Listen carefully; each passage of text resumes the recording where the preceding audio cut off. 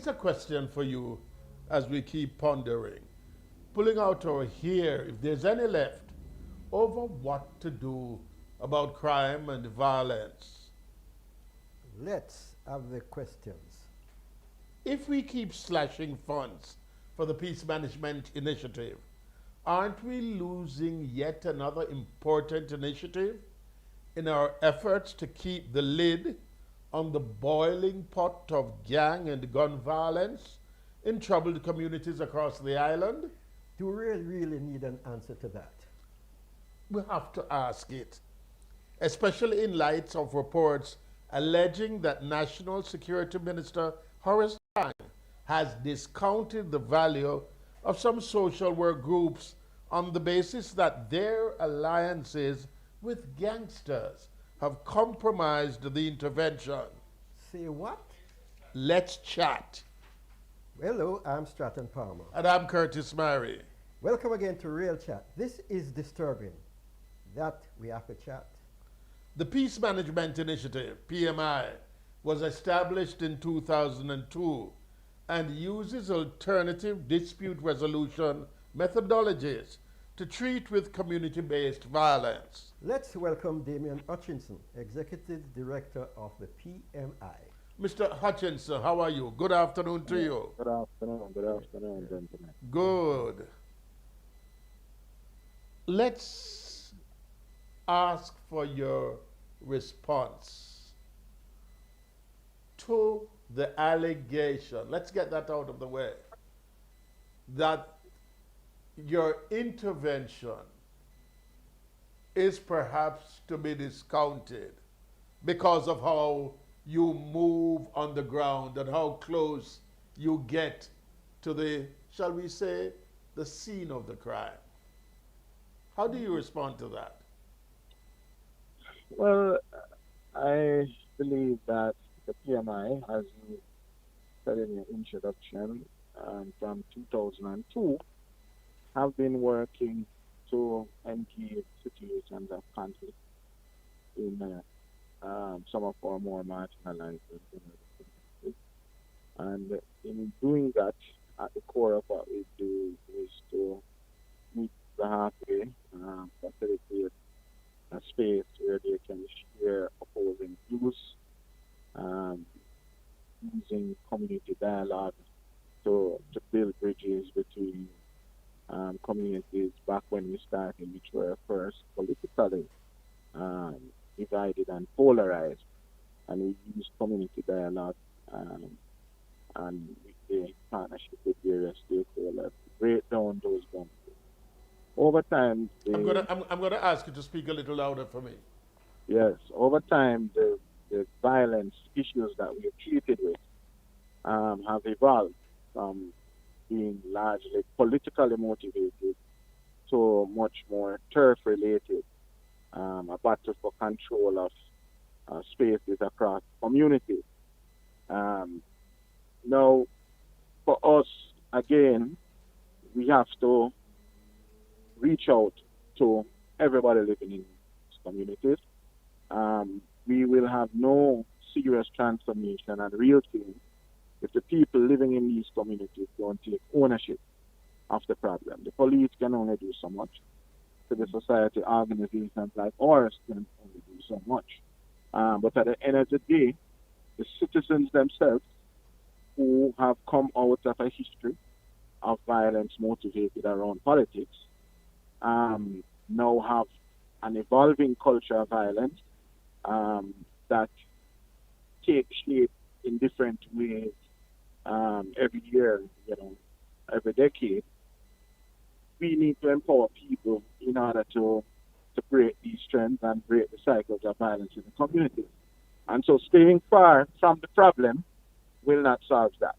And so as PMI, what we have done over the years is to go in and empower the residents themselves of these communities to treat with the issues that affect them. Now, in doing that, sometimes we may engage persons who are violence producers, perpetrators of the violence. And in those situations, again, it is about, yes, getting some understanding between these groups in conflict. And this is where some people disagree with how we work, because some people say, well, there should be no facilitation of mediation. The police should lock them up and throw away the key. But that would be really burying our heads in the sand and really ignoring a history of conflict which has taken over these communities. It's a way of life. And to ignore that way of life um, and say that law enforcement should do this and law enforcement should do that, then we will continue to see the problem worsen down the road. What we do is ask these people who are involved in conflict to look at the community, look at the children, look at the schools, look at all the assets that the community has to offer, and to think about treating with their problems in a different way. And then we ask the wider community to come on board and support us. Our intervention gives the majority of the people, peace-loving people in the community, the strength and the confidence to say no more to the handful of persons who create the violence in the communities. So our work is really people empowerment and getting the residents themselves to create that change. So there is a lack of understanding really of what we do. Some people just think, oh, we're negotiating with criminals or we're negotiating with gunmen. But that is not what we do. At the heart of what we do is to create the change from within. And as much as we engage persons who may be perpetrators of the violence, our work involves a lot of healing and reconciliation. And we treat with hundreds of people who have been victimized, who have been hurt and maimed by violence in these communities. And people oftentimes don't understand that hurt people hurt people. And the work that we do involves treating with thousands of people each year who have lost loved ones, who have been victimized by the violence. So our work is very multifaceted. And, there's just a lack of understanding about some of the work that we do. And, oftentimes, and we understand, because when people are being killed, people get very emotional and always reach for what they think is the hammer. But let me the press hammer you. Let me oftentimes press you. doesn't achieve the goal. Let me press you. Isn't this a delicate dance? At one point, you could be seen as getting too close to the guys who are the perpetrators of the violence. At another point, you could even be seen to be too much in sync with the police as they try to solve the issue. You could be castigated as being an informer sometimes. You could, at some other point in time, have a very tense relationship with law enforcement. How do you do this dance? And that requires a lot of sensibility, and it requires a lot of trust building, and it requires a lot of credibility, which we've earned over the years in many of these communities who trust us. Law enforcement, in many instances, there are some officers who are resistant to the type of work that we do. They themselves think that, there should be only one way of treating with these sort of community violence problems. But in many instances, we are called in by members of the security forces to assist. Many times the call that we get to come into the community is from members of the security forces. Now, we work with the community and we preserve all information that we receive from the communities in treating with the problem. So over the years, we have been very sensible and very careful how we manage information. And so we've built up a trust with the communities.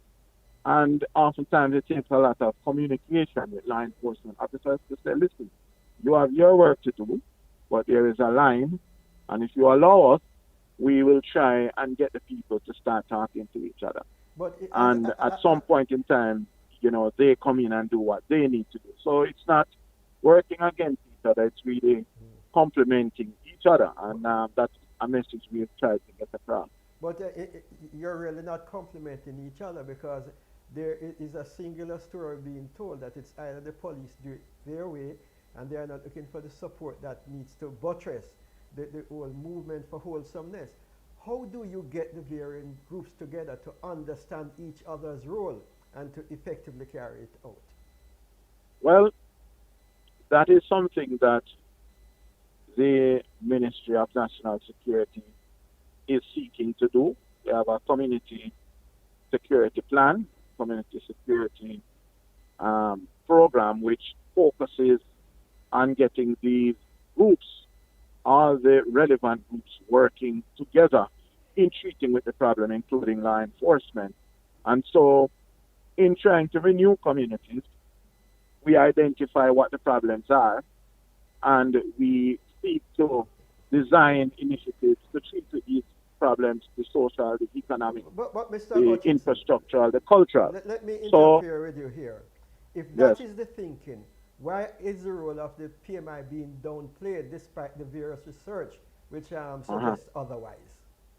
Well, let me say that Minister Chang, from my understanding, has indicated that he wants and favors an approach which focuses on a younger cohort of youth, 10 to 15-year-olds, who we think if work is done with this younger age group, there will be that would be a more preventative approach in treating with crime and violence, because basically you're turning off and seems to lock off that recruiting stream. Yes. Now, the PMI was supported previously by a program under the Ministry of National Security. This program was funded by overseas donors, including the IDB, British Aid, and Canadian Aid, and so on. The program had 3 cycles, and last year, March, the 3rd cycle came to an end.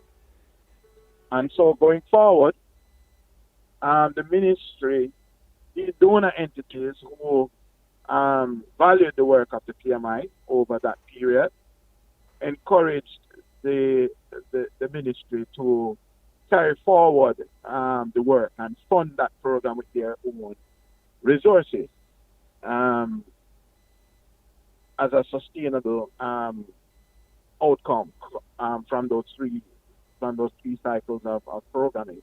The minister, who has the right to create and generate his own policy as he sees fit in collaboration with the government, thinks that that program focused a bit too much on the high-risk youth out there in the community who may end up producing violence, and should focus more on the younger cohort of 10 to 15-year-olds.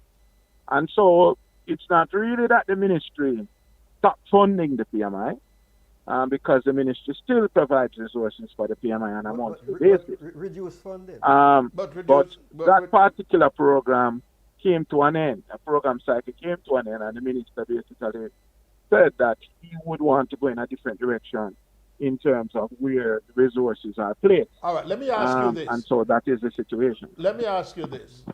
As you have said, it is his right, and certainly it is. But how has that affected how you are able to do your job? Well, let me say that we have 7 main violence-producing parishes. We have Kingston, we have St. Catherine, we have Clarendon, and we have St. James, Westmoreland, Hanover. Those are the 6 main ones. The program that supported our work previously through the Citizen Security and Justice Program focused on training and empowering people in these 6 violence-producing parishes to work at the security problems affecting them.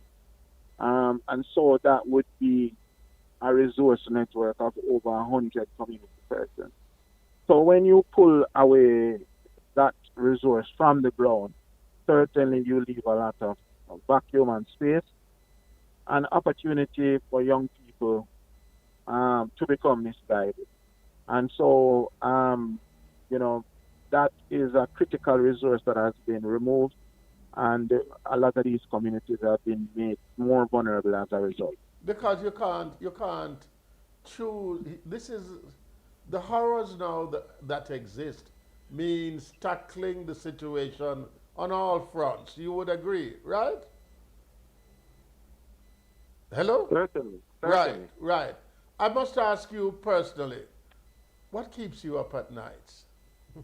What makes you worry? What makes you sometimes have sleepless nights? I think what um, frightens us the most is the knowing the magnitude of what the problem is. So in the news media, we see sort of the tip of the iceberg in terms of the murders and the shootings, which number more than 1,000 each year, and that in itself is frightening. But we know for sure, based on the work that we have been doing in the community, that you could add another 800 murders to that 1,000 each year if we were not out there. And we know the motivations for the violence and how great these motivations are. We have organized criminal groups, we have lottery scamming, we have extortion, we have contract killings, Mm. we have a myriad of economic and social and other factors which motivate and drive violence in these communities, which are not being treated with. And we also know that there are thousands of young men out there who, left unattended, will become part of this framework of violence. And the magnitude and putting all of that together and knowing the potential for more violence in these communities All right, is Sir what Damien. surprises me. We have to get you back. We keep saying that every week. Lord, we could we could have a whole program dedicated to the PMI, but we have to talk to others, Yes, officers on the ground, Yeah. right, of your yes, organization, right? yes, Because they will have interesting stories as well. yes, Um, we need to leave you, but here I am looking at Stratton, the PMI, working in tandem with community policing, working in tandem with other community programs. This thing has to proceed up the road on all platforms, on all fronts. I just say that it is strange to me that we are giving up even on a segment or a section This is of the it. people who are creating problems. And it seems that once you have enumerated the problems, they are bountiful, but the solution seems to be very thin. Very, very. All right, Mr. Hutchinson, okay. and Thank thanks for you. coming on the program. Thank you, gentlemen. Right, right, right, right. All right. We'll be back. We've just gotten started. Post your queries as you take your seats. Text your concerns as well. WhatsApp to 876-787-5873. Subscribe and support the program by contributing to the Cash App $ Real Chat. It's highlighted on your screen. We'll be right back.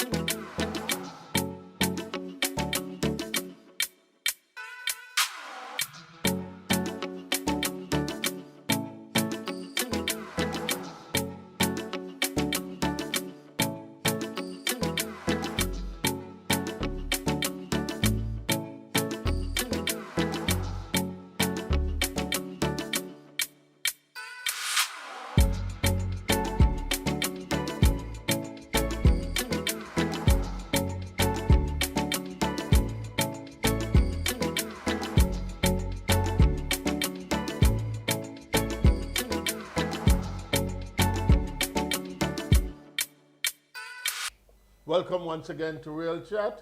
we re-examine, re-examine, Mhm. and this issue of the peace management initiative, just how they're given the required support, all the muscle they need, right? I know they're taking flack sometimes because of how close, as some may perceive, they're getting to the wrong side of the fence. Eh? But if you're on the ground, you've got to engage everyone. Welcome, Carrie Ann Henriquez, social worker of the PMI. We are going to be talking to you and others. We're going to just listen because we want you to tell us exactly what is going on, the sort of fear you feel, the sort of courage that you summon up to really be tackling this problem. You have been a social worker working with the PMI for 3 years. What is happening? What is happening? We are in a crisis. We are in a behavioral crisis. And that behavioral crisis is what we are seeing in the crime. For instance, I work across Kingston and St. Andrew. I work in Spanish Town and I do some work in Clarendon. We have other social workers in different spaces. We work in the central Kingston area, where that is Denon Town, Trench Town, where we're having the war, the frictions now. What we do on the ground is whenever there is a trauma taking place, like a shooting happen, we are there from the initial stage, trying to quell it through peace, where we work with our violence interrupters and we work as gang demobilization officers. That's what I work as at sometimes because I wear many hats. What we do now when we go in the community, we This try is to this deal is with, this is after the shooting or constantly in the community so we are constantly that in you the may community. avoid the shooting. Yeah, we are constantly in the community to avoid the shooting. But you have some spaces where when shooting occurs, we are there also after to offer trauma care and to also assist persons to find the relevant social services. Like we connect them to different agencies like PART, PEM. We connect them to victim services for long-term counseling. We reach out to Food for the Poor. We reach out to Teen Hub. Yeah, because we deal with a lot of teenagers who are also displaced. Tell So me, we deal with, tell, go ahead, sir. tell me, Mrs. Enriquez, the crisis Mhm. that you speak of, is it more exacerbated now? How it compares to when you first got into the job itself? I wouldn't say it is more intense. It was there. But we put band-aid on the wounds, or we put off blindfold over our eyes to say, well, it is not so bad. It is there. And the reason why I said the crime was already there and intense, because once we having behavioral issues, we will be having a crime problem. What are some of the behavioral issues? You have, all right, giving an example. A young man would say to me, Miss, they killed my father while he was taking me to school. And 2 years after I lost my mother to cancer. And I live with my family members, but they treat me awful then. So there is a man down the road who would feed me, but all I have to do is to watch the gun, to be a spotter. Yeah. What do I do? So those are times when we lose the kids to gang because he did not get any care, any counseling at that initial stage. So it with the band-aid just throw on the wound until the band-aid can't stay there anymore. So he regressed for a while and then he outburst into a gunman. Carrie Ann Henriquez, I hear you. I hear you're saying that there's outreach to this organization, that organization, that organization. Your outreach to the police, your collaboration with the police. You're happy? Are you guys really working together fitting all the pieces together? Our collaboration with the police, yes, we're fitting the pieces together, and it's a little bit tricky. It has to be. Because Yes, it's there a is bit trust from tricky the because community and we, trust from the yes, police as well. exactly. And whether I am not being biased here, but if we should go in the community right now, the citizens would more react to us in a positive way than the police because of the trust issues over the years. So because we build that rapport with the citizens, they feel it much safer to speak with us. Do you So we know? get things done better that way. Do you know whether there is ever the temptation of any of the social workers or the other people who intervene being involved in the wrong side of what they're supposed to be doing? No, because social workers are governed by our code of ethics. So no, no temptation there is. What about the whole situation where people, they have the problem, they need the support, but the other entities, the agencies that is supposed to remedy that situation is not fulfilling the obligation? Well, there's nothing 100% perfect with the social services and the different services that are offered by the government. You from time to time you will find persons get turned away from different services. Like for instance, I sent a parent to Poor Relief to get some assistance because she was burnt out. And when she went there, she said, oh, they behave with her. She's not going back. But me, when I call and identify myself as a social worker, I got the assistance. So what I do is I make the first initial out for them, and during that process, I bring them along. So no, my clients don't have any more issues with that side because I make my contacts first, and then when it is safe for them, I put them in the space. Let me ask you this, Carrie Ann, because this has to be a focus too. It's a fear too. This has to be A something that you fear. wake up with and go to bed at nights with. The gun is No. not only protection, say some, it's power. How are you really going to have them do otherwise? How are you All right. really going to have them aim at another way of life that A is considered chance. meaningful? Yes. Okay. For me, fear. I don't work with fear because if you work with fear, it will prevent you from doing a good job. So when I go into these different communities, I pray before I enter. And because I believe in them and believe that everybody deserves a second chance and everybody can be changed. So I go with that mentality. When you talk about if we are sure that these people can change, yes, they can, because we have done it before and we are still doing it. I have a young man now who is awaiting on his call to be in the JDF who was from a volatile community touching his gun. I have youths who have been running away for many months, and when he came into the mentorship program, he stopped running. I have girls who got pregnant during school, and when they realized, and I put her into a mentorship program and monitor her, who is crying to go back to school when she couldn't log on the online class. She reached out to me, Auntie, I need to go back to school. So we have boys who were using animals as targets during the COVID crisis because COVID is also a trauma.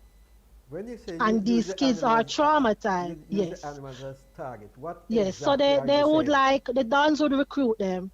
So they use the animals as targets so you can fire straight. Oh my goodness. So when we You're joking. intervene, that young man now is back in school.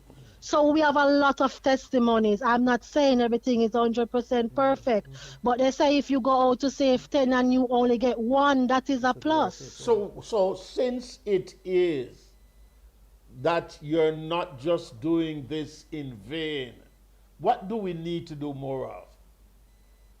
We need to focus on the behavioral issues of the country. And we need to pour funding in the social intervention programs of this country. Because when money is limited, we still, well, for me and my colleagues, we still work beyond what we mandated to work. We still go beyond our expectations. So more money needs to be poured in the social intervention programs, How do and you things will feel? be How do fine. you feel when you hear persons say that the PMI is not fulfilling its duties? It is not really making the mark that it should. And if crime is going up, then what yardstick do we measure the success of the PMI? How do you respond to all of that? No, the success of the PMI and the crime that is going up is two different things, darling. Why so? Because when they remove the violence interrupters program, when they stop the program, you realize what is happening. So we don't have any liaison officers in the community can say, okay, go and deal with this, go and deal with that. And once PMI are removed from those spaces, you realize, just you do your statistics, sir. You realize the areas that you have been removed from, what is happening there now. So the crime that is flaring up is not a PMI thing. It's a government and the security thing. Is this statistical information passed on to the relevant authorities, and does it directly the minister? I think it has passed on, but you know that we only cater to what is really relevant to us, you know, to them rather, you know. But it has passed on, and it doesn't, and even if it wasn't, based on you have your technocrats on the ground, so you must have said, oh my God, you know, when PMI was in this space, it was a little better. All right. Or even greater, but no, but you know, politics. All right. We're going to have to wrap up here, right? Okay. But I want you to imagine this. Imagine that you have an opportunity to leave a note for the Minister of National Security. I want you to share with me the things that you would put in that note. Some of the things. Okay. First, he has to meet us. Never? Sit down and talk with us. And then go in the field one day with us. Not as the minister, but as the person, like as John Brown. I won't call name. Don't go in as a minister, go in as John Brown with me, Kerry and Enriquez. In the field to see what is happening, to hear what the people are saying, and to feel what is happening out there. If you sit behind the desk, you are not going to feel what is happening out there. When you touch into a street where you have 16 persons in one house, The minister in needs one to, bedroom. The minister needs to walk the streets of the PMI. He needs to walk the street as John Brown, not as the minister. And to see what is really happening there. Are you saying John Brown would have more feeling to the situation than a minister? Than as a minister, yes, wow, I think so. I pick up that. Carry on. I think so. You have been very impressive. Is there any other thing? I know the producers are going to swing their bats at me now. But is there yes, anything? Yes, I wrap up quickly. Yes, is there anything else you want to leave? Yes, is social intervention. Yes. That is where we would just say we don't have a crime plan. We have a crime plan. Crime plan is through social intervention. And he needs to believe, or they need to believe, that social intervention is the way. And then you will have a crime plan. Don't use COVID and curfew for crime plan. You think the intervention is always something that's attached. But it's never the central thing. It's always pinned to the program. They always drop it on so anytime it can slide off the hill. But don't let it. But we want it to be the core of the crime plan. Social intervention should be the core of the crime plan. And then the different entities or stakeholders would be the system surround the social intervention plan. It has not escaped me, Carrion, but you said COVID and curfew is a crime plan? They're using it as a crime plan, but it is not a crime plan. It is not the crime. All And when right. we do social intervention, we get to tackle the behavioral issues of the country. All So, right, so good good. speaking to you. Thank you. Thank you so much, right? Thank you. It's heating up, right? Because we're off the chat. Back in a moment.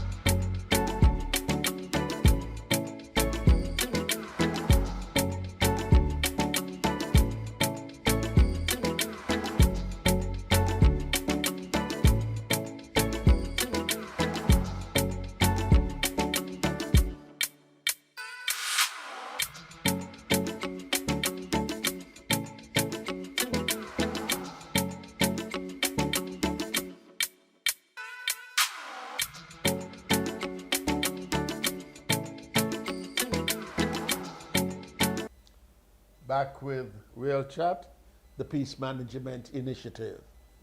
We really don't want to be losing such an initiative, right? And getting in the bed, speaking to the people who are actually on the ground. Right. So we have another peace advocate, and he is in the volatile community and constituency of Trenchtown. That's a serious troubled belt. Dwight Prince, Yes, blessed evening. how are you? How are you doing? How you managing Right. Trenchtown, being on the ground, right? Looking left, Yeah. right, and center while you were engaging the community. What's a day in your life like? To be honest with you still, it kind of, to me, although I'm a VI, it is very traumatizing because gunshot just sound out every now and then. Even last night, you understand? There's a couple round of gunshot a few feet away from me. And it never was a pretty view still to see the people them running. You understand? Don't know where exactly the shot were coming from. Even the pastor at the top church have to give me a call and ask me if me hear the gunshot then, because he was at his church right up the West Road, Inner City for Christ Church. You understand? That's the one near to the Immediately, football field? No, Going I live west? near to the football field. Yeah. You live near to the But- football field. Yeah, Okay. but his church is at the top where the shot them was firing, and Cali Smith drive top. Oh, okay. You understand? Okay. Because he was a prayer class. How the community So- engage you? You know, What? I don't think I have the time to be cheeky, because Yeah. I was about to ask Dwight, some people don't know where to run, yet you still have some people, when the gunshot have fire, like them running to Two. go look. Not from. Right? You wonder. But Well- no, let's take the argument up the road. How does the community engage you? What do you think about Dwight Prince? Dwight Prince is a madman who want to take on all this? Boy, people always look for me and say, yo, the work what I really do, them don't know how me really take up the work there, because it's a life and death work, it's a very risky work. But as I say, me don't really do it because of, even though I know peace management is an agency, I do it because of what the transition I can bring within my community to impact other community, you understand, across Jamaica.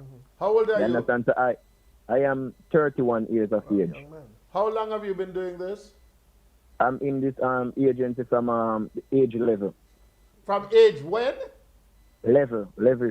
Oh, was that 11. engagement? Oh, it Age, started. hold on, am I hearing correctly? Age 11? Yeah. How age did that 11. come about? Yes, as Stratham was asking. How did that All come right. about? It was then when my cousin named Deanie Jed from Rima side, you understand? Which introduced you to this initiative. Them time that it was named the Era Youth Foundation. You understand? Till the transformation turned to Peace Management Initiative. Yeah, You but understand? you're 11-year-old them time there. What? All right. To be honest with you now, in Yes. those times, my uncle was the Dan in my state. You understand? So, me really could have gone nowhere as me feel like I want to do. So that was the only option when I could have used to go around. You understand? The fact that he was the Don, did that compromise you? Did it prevent you from doing what you wanted to do? Yes, in such a way, yes, because for sure, in terms of there was a 4-year war coming from in a 2007, I think. 2007, there was a 4-year period of war. It started from about 2005 coming up. And then my uncle was just came out from jail. You understand? At the moment where, there was a elder in my space which had died, which they call him Chunti, was a so good hold man. on. I want to get you, I need to understand you properly. Because he was the Don, you weren't able to go about as you please. Yes. So this Era Youth Counselor Club that you were taken to, right? Yes. Where everybody come and talk about the crime and so on. That gave you the freedom to move. To move. And engage the people around you. So people stop seeing you as the Don nephew then. And somebody who wants to be concerned about everybody. Yes, everybody. Okay. You understand me? Okay. So that is the point which I'm trying to bring across here, dear. You understand me? What are the lessons that you have learned? Because you're 31 now, so it's about 20 years into this thing. Well, to be honest here, there's a lot because I was engaged myself around the gun at the moment at age 11. You understand? And there was no school which I attend which I never carry a gun. You're serious, brethren? No, I'm telling you the truth. I had even put out an article with the UNICEF in collaboration with the PMI. Yes. You understand? Which this is facts. This is not no myth. I'm just telling you the truth. 11-year-old and a walk with your gun. Yeah, traveling with gun to school. Right now I'm talking to you now. I'm looking in my flooring now where I put a 45 in my basket one day and left going out to me I go down at the studio because I used to do music. So me tell my cousin say, look here, I left a strap in the basket. You understand? So you see if you hear police, a man not the door and say police, you just take out that and fire it because you go dead anyway, even if them come see it. Well, if curiosity never hold a gun yet and fire one shot in my floor, and right now I'm looking at the shot hole. No. That is so I want to ask you a question. If at that age you were telling your cousin, if man knock on the door and say police, you got dead anyway, so fire it. What do you now tell a young man that holds a similar view? You have changed. How do you change that young man?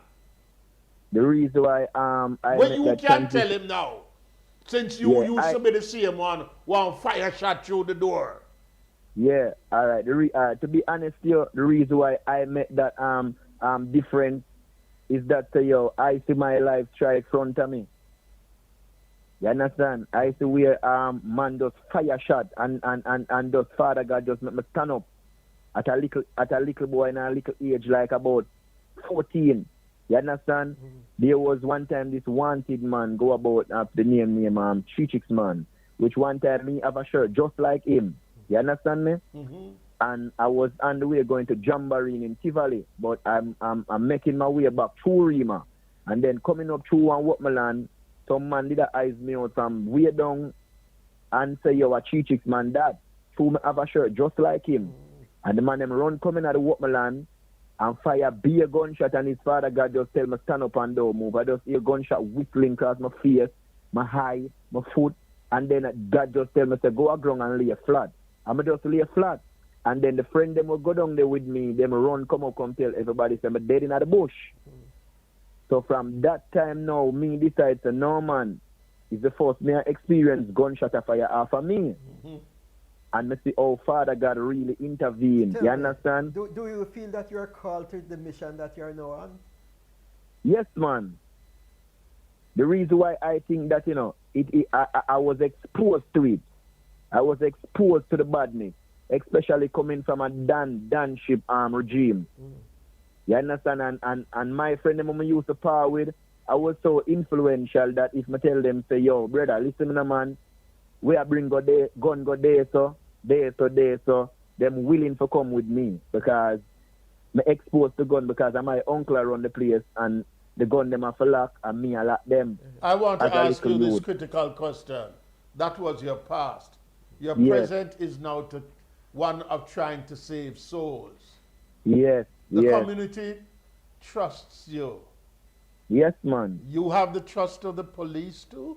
Yes, man. Never trust of the police, man. Well, I'm working assiduously with the police them in my state to try eliminate violence and domestic violence. You understand? Because coming from the previous, knowing that say yo, I was easily been victimized. You understand? You know what I'm gonna ask you, Dwight. You know what I'm gonna ask, You know have some man a call you informer. Yeah, man say that. But me always tell a man this say yo, knowing that say yo, where me I come from, you understand? Yeah. When me could have take so many life without a reason. Right. You understand? And knowing that say yo, I can save so many lives by looking at my previous lifestyle.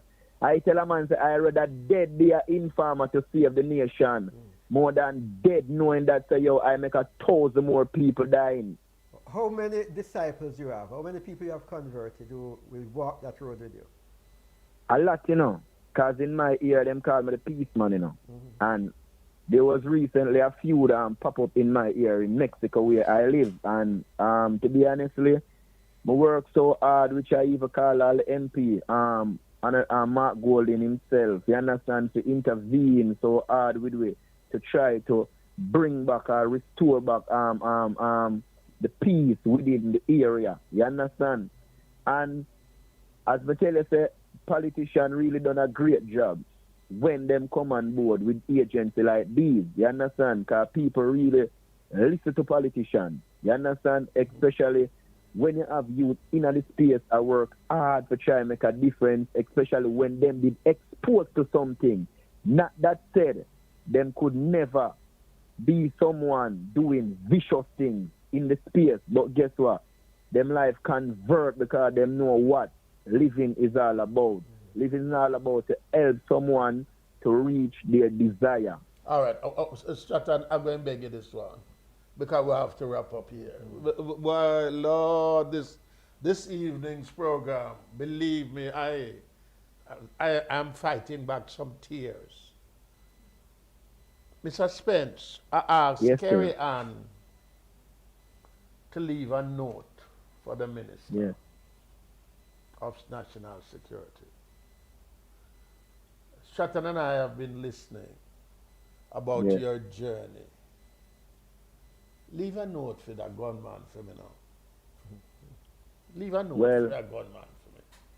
All right. One thing we can leave a note and say is that to you. A man must try to recognize their purpose or their calling on earth. When a man recognize their purpose on earth, because the reason why I'm saying that, we people are born to die. Death is inevitable. You understand? So, when a man take a man's life before him time, it is unpleasant to God, even himself, because you kill the greatness of a man's future without recognize what you are doing. So I'm just calling to all these bad men who are being victimized, because I would just use that word. Because if them did in their own frame of mind and recognize their purpose on earth, what them value, them I think say gun would be the priority for them.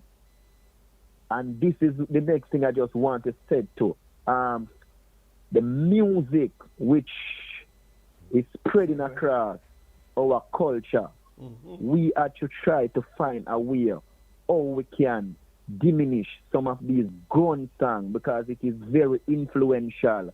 And then the youth them just glorify the gun through the music and empower themselves through the music with these gun songs to carry out their act that they are doing. So I'm just calling enough of the youth them to stop listen to these songs and listen to some constructive songs, listen to some Buju Banton, some Bob Marley, some Dennis Brown, some Peter Touch, some Master Griffith, even some nice Sizzla Kalonji. All right, Mr. Spence. All right. Very powerful stuff. Keep doing what you're doing. Keep doing what you're doing, right? Yes, man. And we'll certainly call on you again. All right? Yes, man. It's a pleasure, man. Nice to talk to you all. Stories that cling to our hearts. Stories that make us look seriously at ourselves. Do the rest of the society really understand what many of our persons in the inner city go through? It's just for many a news headline. But this is how we will be seriously looking at what may be achieved in effectively tackling crime. Post your queries. Text your concerns via WhatsApp to 876-787-5873. Subscribe and support the program by contributing to the Cash App on your screen, $Real Chat. We have a lot more in store. We'll be right back. Don't go anywhere.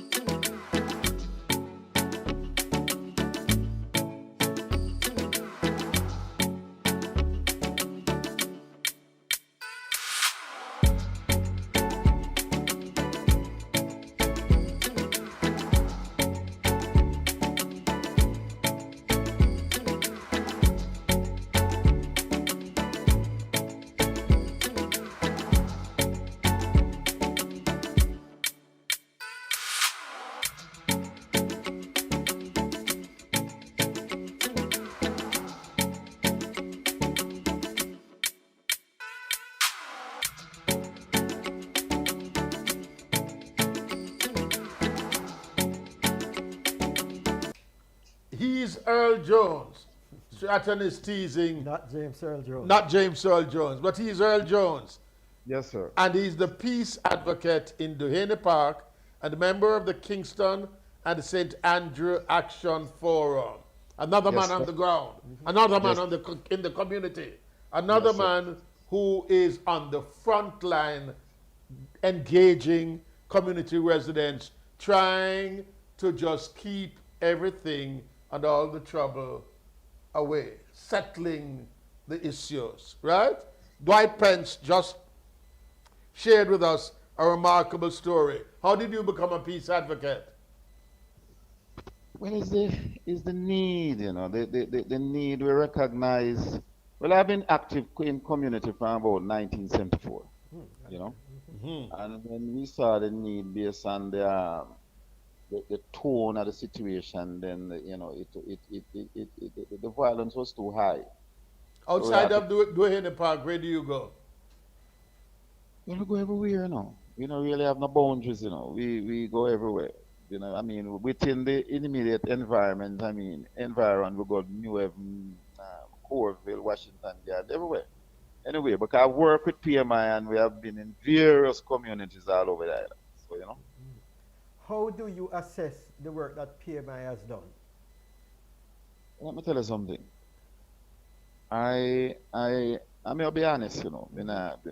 Listen, without a PMI, one cannot imagine what the situation would be like, because even though they have been handcuffed somewhat in the sense that they have not been given the resources to do the job that they are designed to do.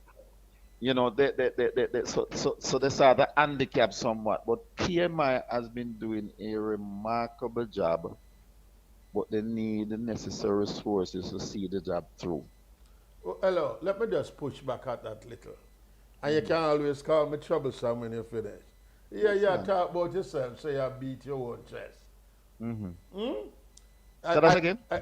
Some some may be saying, yeah, yeah, talk about your own self and the job that you do. So you're blowing your own horn.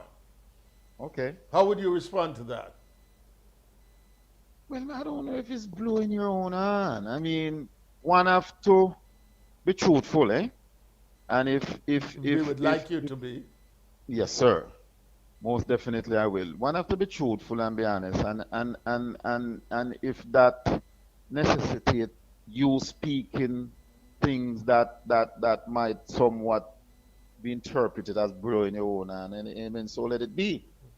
But the question you have asked as it relates to PMI, I have to admit that there's no doubt. And I mean, wherever you go in any community that they have been in, you get I would imagine you get almost the same response, if not more glittering, because Yeah, but they are the ones who put out the fire. somebody has to be suspicious of you. You put out the fire, you carry news too. Do you ever get that response? You see, in a community work, still you will get all kind of response. You know, you're in farmer, you're this, you're thief. You know, that is all part of the terrain. Are You you understand? ever afraid?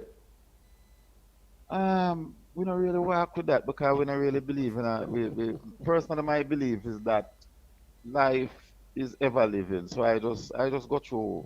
You know, And you I have, am not saying you there is have a not, job not to from do. in the 80s, one at a time, or by in the late 70s, some of the time some little fear go through you because your movements at the time. But you know, we grow mature now and recognize that death is inevitable. And I we don't am having a walk. Carrie Ann Henrique said she would love to invite The minister. the minister Not to to go have as a him, walk with the not to go with PMI. himself. Not to go as himself. Not But to go as the minister, but to go as John Brown. Have a Mhm. walk with Curtis and Stratton. As Curtis and Stratton, not as the co-hosts of Mhm. Real Chat. Have a walk with you. We're going to follow you now.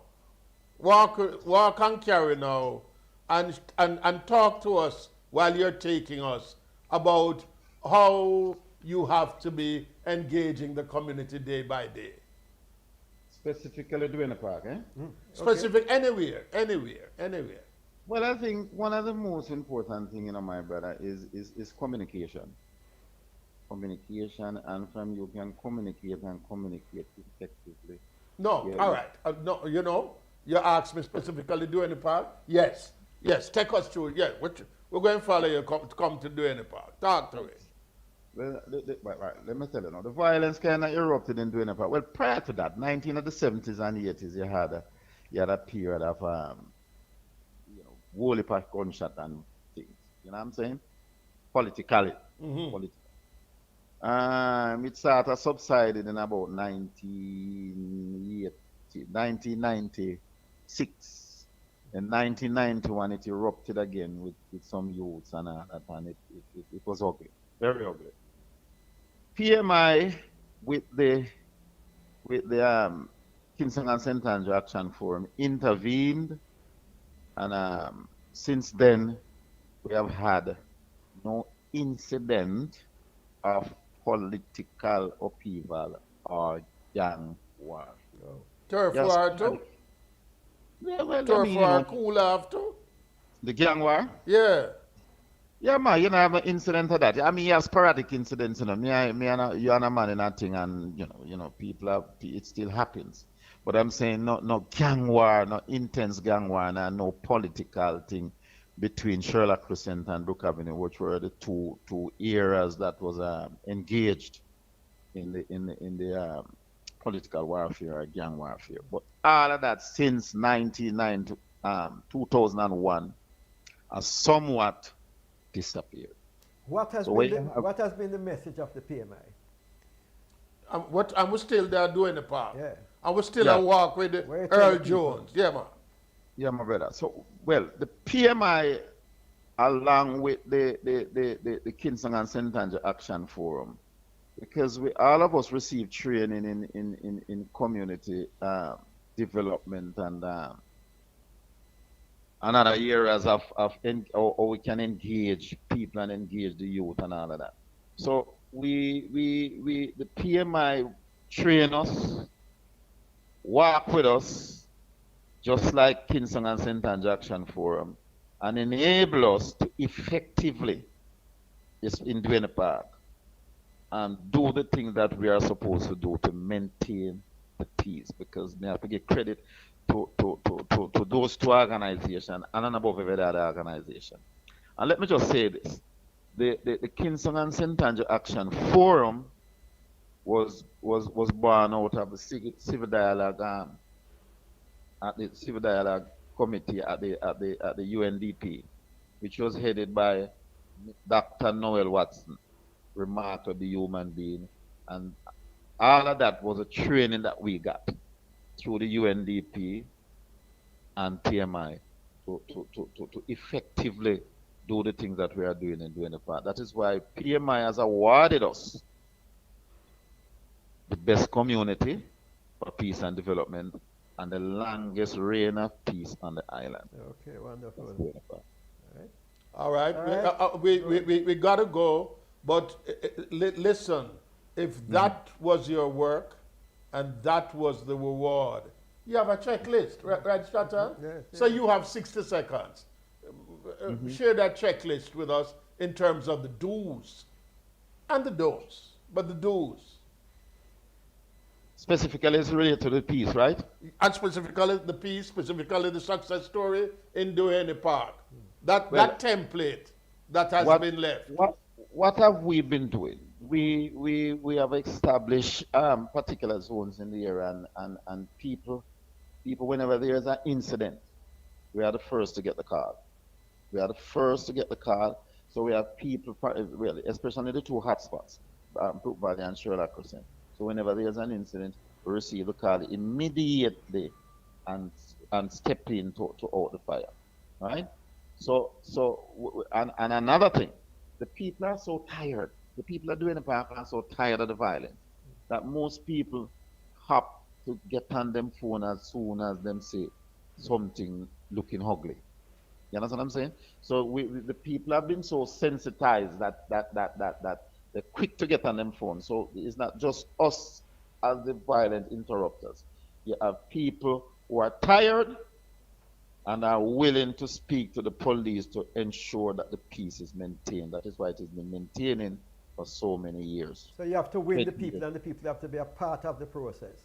Precisely, sir. The people has to be a part of the process. You understand? Because they don't want. It's like if you live in a communist country, pardon me, and you start you taste freedom. You don't want to go back to a dictator, not even a communist, a dictatorship. You don't want to go back to a dictatorship where you can't talk, or you can't do this, and you can't do that. So why is the people taste the peace and see how sweet it is? You don't want to go back to that period of you can't walk, you can't speak, and you feel threatened. So they have been basking in the glory of the peace, which was facilitated by the Peace Managed Initiative and the Kingston and St. Andrew Action Forum. Wow. Yes. It comes. Good note on which All to end. right, Good note on which to end. Eh? Right. Thank you very much. Thank you very, very much. Right? Come on. We Listen. will be right back. Don't go anywhere.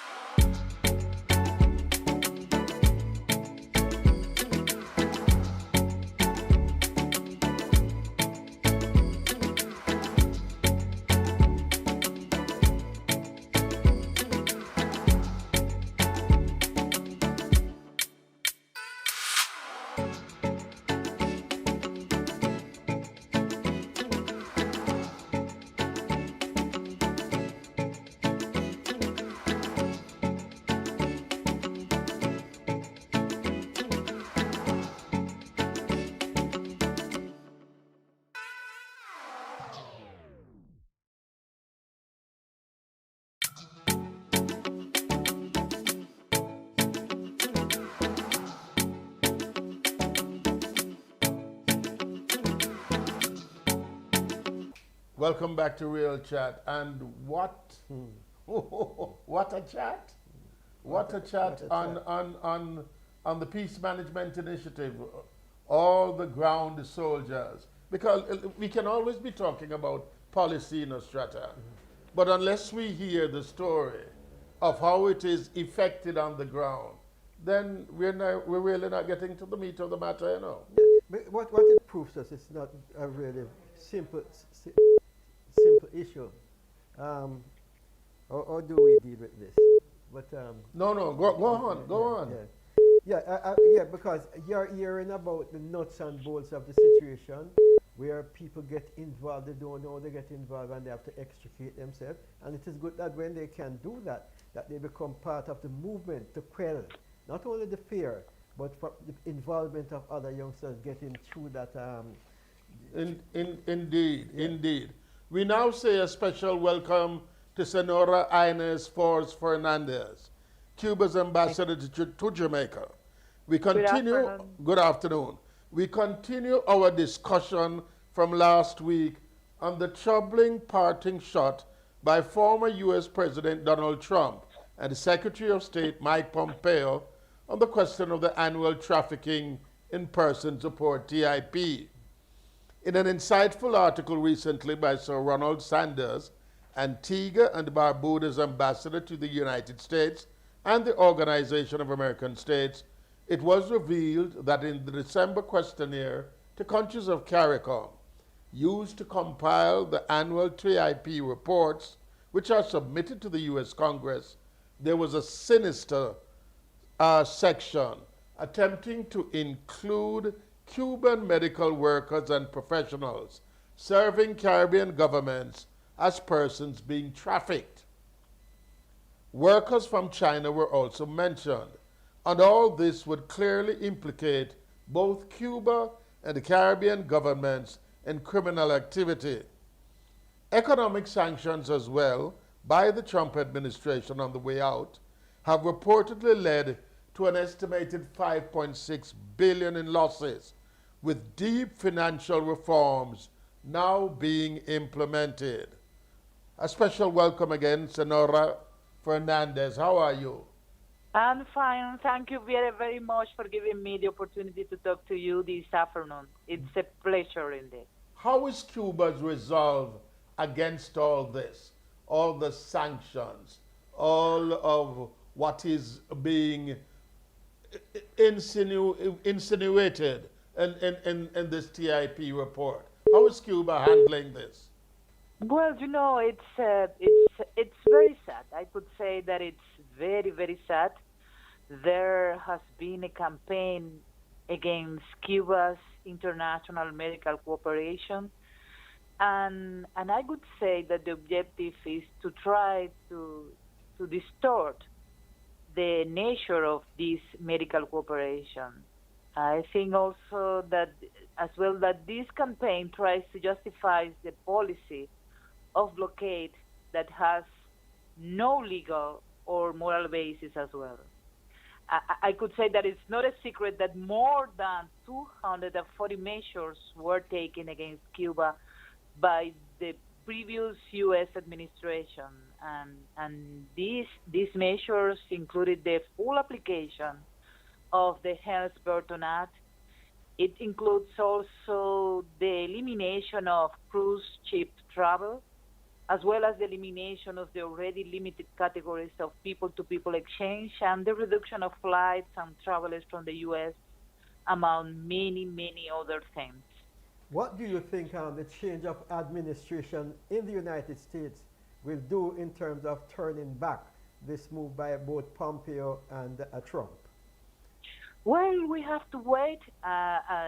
This administration is starting.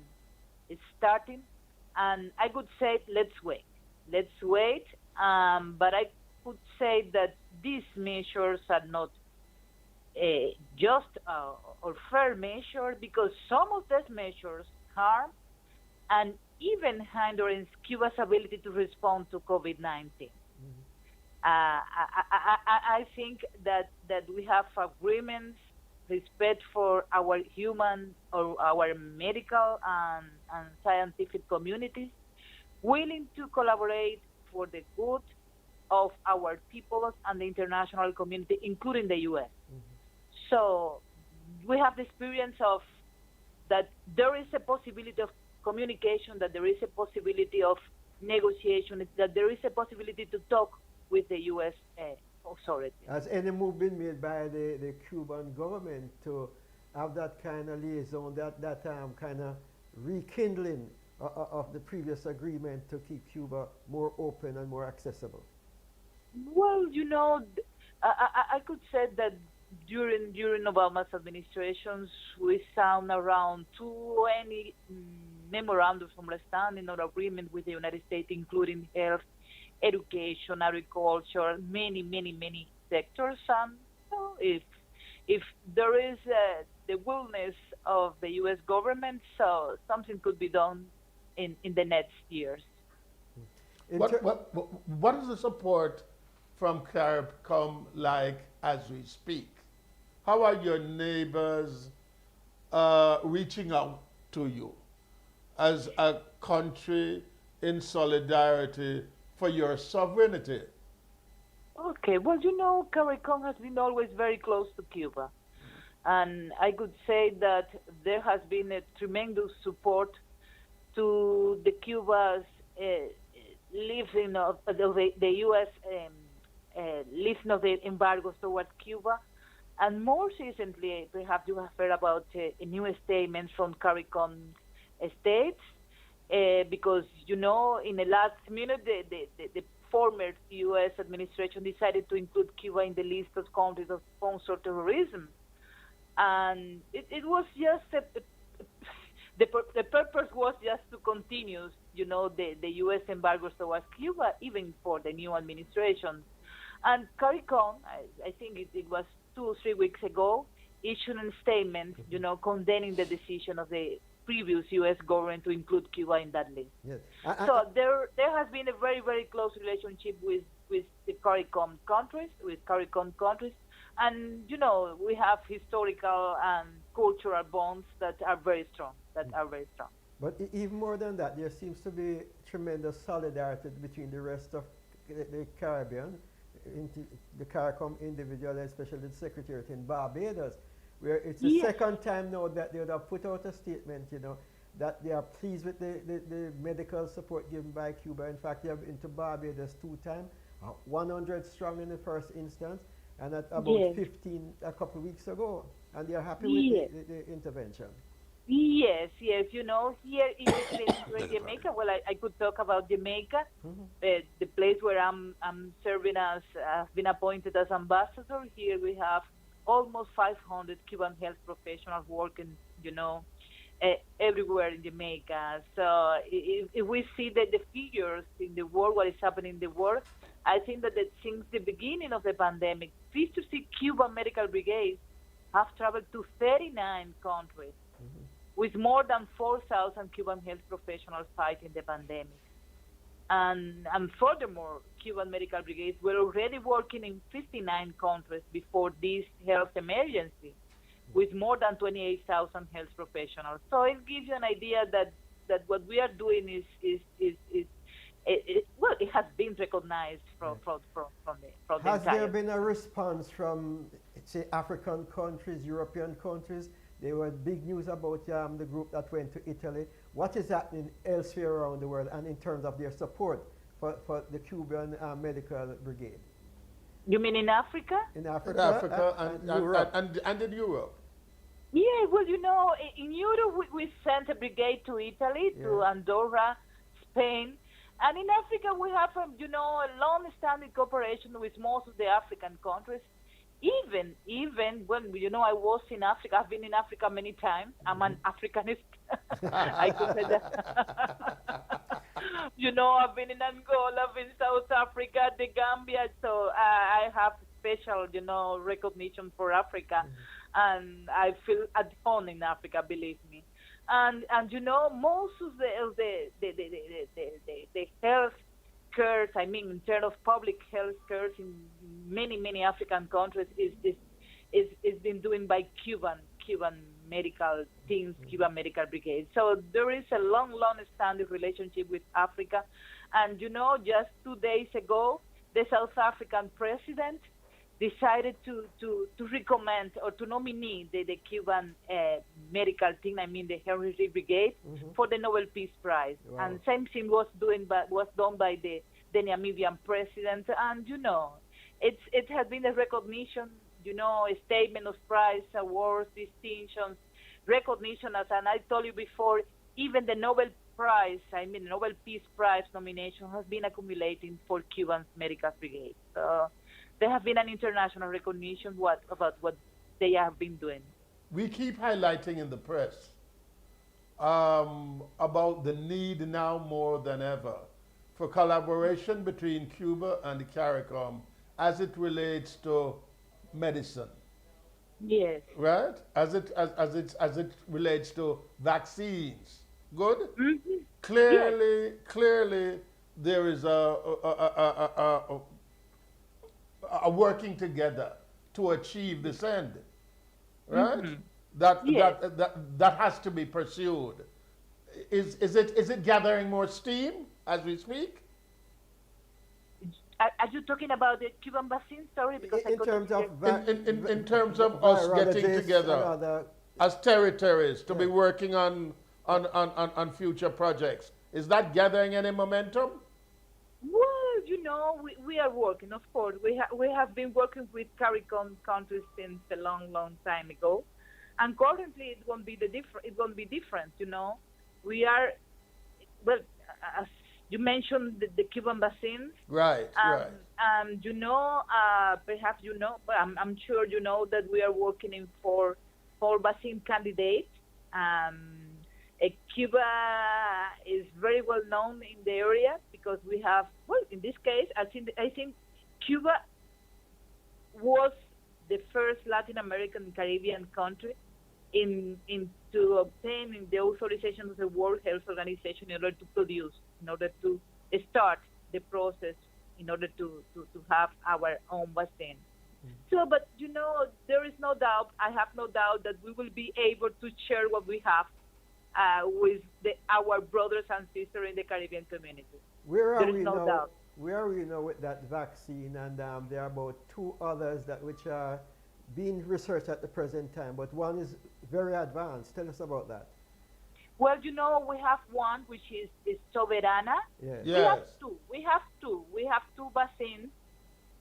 Well, you have four vaccines. We have Soberana 1, Soberana 2. We have also one vaccine which is called Mambisa, and the other one is called Abdala. So we have four vaccines. Two of them are, in the second to the third clinical trial. So we could say that it's closer to the reality, I could say, because it takes time normally to produce a vaccine. Yesterday I was reading that sometimes it takes 10 years to have a vaccine. Right. But this year, well, taking into account our prestige in the scientific and biotechnological industry, so we are working in Soberana 1, which is a vaccine produced by the Finlay Vaccine Institute. Yes. And I think that the start of the phase 3 of clinical trials is expected in this month, in February, in Cuba, with the inclusion of subjects in the order of 150,000 people. So I think that by March or April we will have some results, and we could start in the registration process, and then let's say we will be able not just to we are talking about the immunization for the Cuban population, but also to share our vaccines with the Caribbean community countries and other countries all over the world. It is very promising. Tell me though, Yes. how do you react to the possibility that once you have the vaccine out and you share it with anybody, that the United States will have sanctions against those countries who will want to use the Cuban vaccine? How do you react to that? You mean a decision of the U.S. government Yes, to. that Right, they'll right. sanction countries who take the Who vaccine may from take Cuba. the vaccines from you? Well, it could happen, but there has been many uh, in the history of our bilateral relation. There have been Mm. many actions like this. But at the end, the truth, is is in victory. You cannot deny what is a reality. Right. And even many countries were, they were threatened with the Cuba Medical Corporation last year. It was last year. Many countries were told, well, you cannot receive Cuba Medical Corporation. But at the end of the day, as I told you before, there are many countries. Currently, there are more than 59 countries with Cuba Medical Corporation. So you cannot deny it. Nobody can deny it. Yeah. All right. Nobody can deny it. Let's get to the sanctions that have been imposed, right? That have reportedly led to an estimated $5.6 billion in losses, right? Hmm. And you have had to, because of these sanctions, introduce new financial reforms. How is that now impacting life and livelihoods in Cuba? Well, it's something that we have always pressed because, as you know, every year Cuba presents at the United Nations a resolution against the U.S. economic, financial, and commercial blockade. It has had a direct impact on the civil and the Cuban civil society, but mainly on the vulnerable, sector of the Cuban society. I'm talking about children. I'm talking about all senior people. So it has a great impact in the economy. It has a great impact in the social life in Cuba. So it's very sad. It's And, very and, sad. and let me ask you this, because it has been reported that education and health are still Yes, basically yes, free. But a basket of Groceries. 19 consumer goods, which normally would have cost 7 cents, is now costing $7. What? yes. Yeah, it is now becoming clearly more challenging for Cubans to get by. How do you propose? How does the Cuban government, the country, propose to get back on footing, to secure your footing again? How do you face this new economic challenge? Well, it's hard. It's hard, but a lot of measures have been taken. But although this scenario with the COVID-19 has had a very serious impact, not just for Cuba, but I think, but For the world. international for the world. Yes, COVID-19 pandemic. But in the case of Cuba, the situation is more difficult, taking into account the embargo. Yes. Right. So, but we are working hard. I think that we are working very hard. We are still some friends in the war, and we are making some progress in the relationship with some other countries in the war. But mainly we are working inside of Cuba. We are working inside of Cuba. We are looking for some alternative in production in agriculture in different areas in order to improve the economic situation, and looking for other alternative in order to solve what the scarcity of some products we're suffering. Let me ask you about the climate in the United States, especially in Florida, where you have many Cubans. Is there a realization that the younger generation really would be clamoring for open borders with Cuba? Well, I was in the States from Or is 2000. it, or is it, let me ask, or is it the other way around? Is it that given what is happening in Florida, things are even more brittle as we speak? Well, as I told you before, I was in the States between 2003 and 2007, and it was very interesting because there are many Cubans at the States. Even there was last weekend There were many Cubans, in Miami, in New York, in Pennsylvania. They did something like a caravan asking for the leasing of the U.S. embargo. yeah, So it gives you an idea that there is small group, there is, a small group who supports, yeah.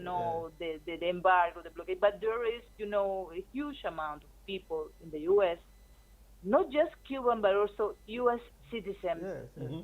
even in the U.S. Congress, that they support the lifting of the U.S. embargo towards Cuba, and they ask for the normalization of relationship between Yeah. Cuba and the United States. Because, Ambassador, I know for certain that you have the younger Cubans, the parents would be Republican and they're hell bent on, sucking it to Cuba. But the younger generation, they are voting for the Democrats and not telling their parents. That's true. That's true. It You, you, you happens. know, It you, you happens. know, on reflection and over the years, one is always wanting to ask this question, if even aloud, what is it that America fears? What they first? What Fear. they Yes, say? yes. What are they afraid of? Well, What are they afraid of? it's very sad because we are so small country. Cuba is very small, and the U.S. is like a giant. No, but remember, no, remember, as we say in Jamaica, little but talawa.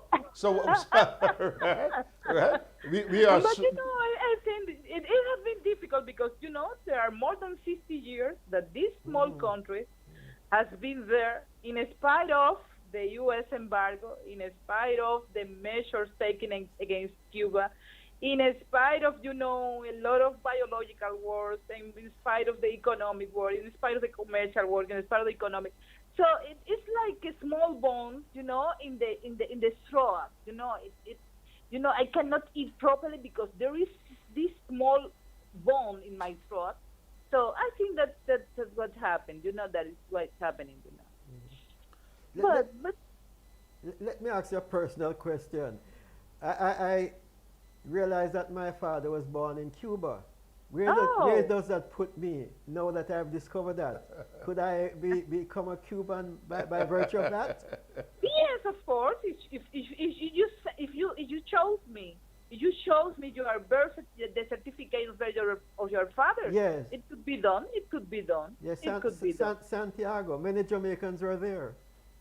Okay. Do you know there are many Jamaicans whose parents, whose grandfathers, and whose grandfathers' parents, they were born in Cuba. Do you have We are so anything to? close. We are Do, so close. do you have anything to share about the Jamaican community now in Cuba?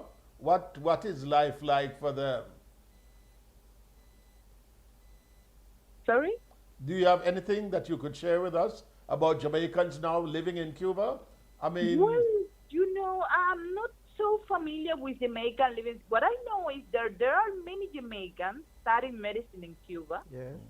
and because every year Cuban government grants a lot of scholarships for Jamaican students, and even there are some young Jamaicans who have decided to study medicine in Cuba. And there is a big community of young Jamaicans studying medicine in Cuba and others, careers. So that's what I know. the particular interest that we must share across all borders for the Caribbean community, Cuba and the Caribbean community. One final question: how do we get stronger? For I, I think that we have to. Unity is my advice. Unity. and the areas that we may pursue together in industry, medicine. Where do you see us Yes, going? unity, cooperation, and solidarity. Yes, I think we have to be united. We have to cooperate among us because there are different mechanisms. Even there is a mechanism between Cuba and Caribbean communities country. Last December, we had a summit between Cuba and CARICOM, and Cuba and CARICOM have identified many areas of cooperation between our countries, So I think that unity, solidarity, and cooperation between Cuba and the Caribbean community countries. Madam Ambassador, thank you so very much for coming You're on to the welcome. You're program. welcome. Thank you very much. Thank you very, very, very much. Good. Okay? Good, Okay, good, have good. a nice day. Bye-bye. Bye. Engaging conversations. Very And engaging, she has you know. a lot to share with us, right? We'll be back in a moment.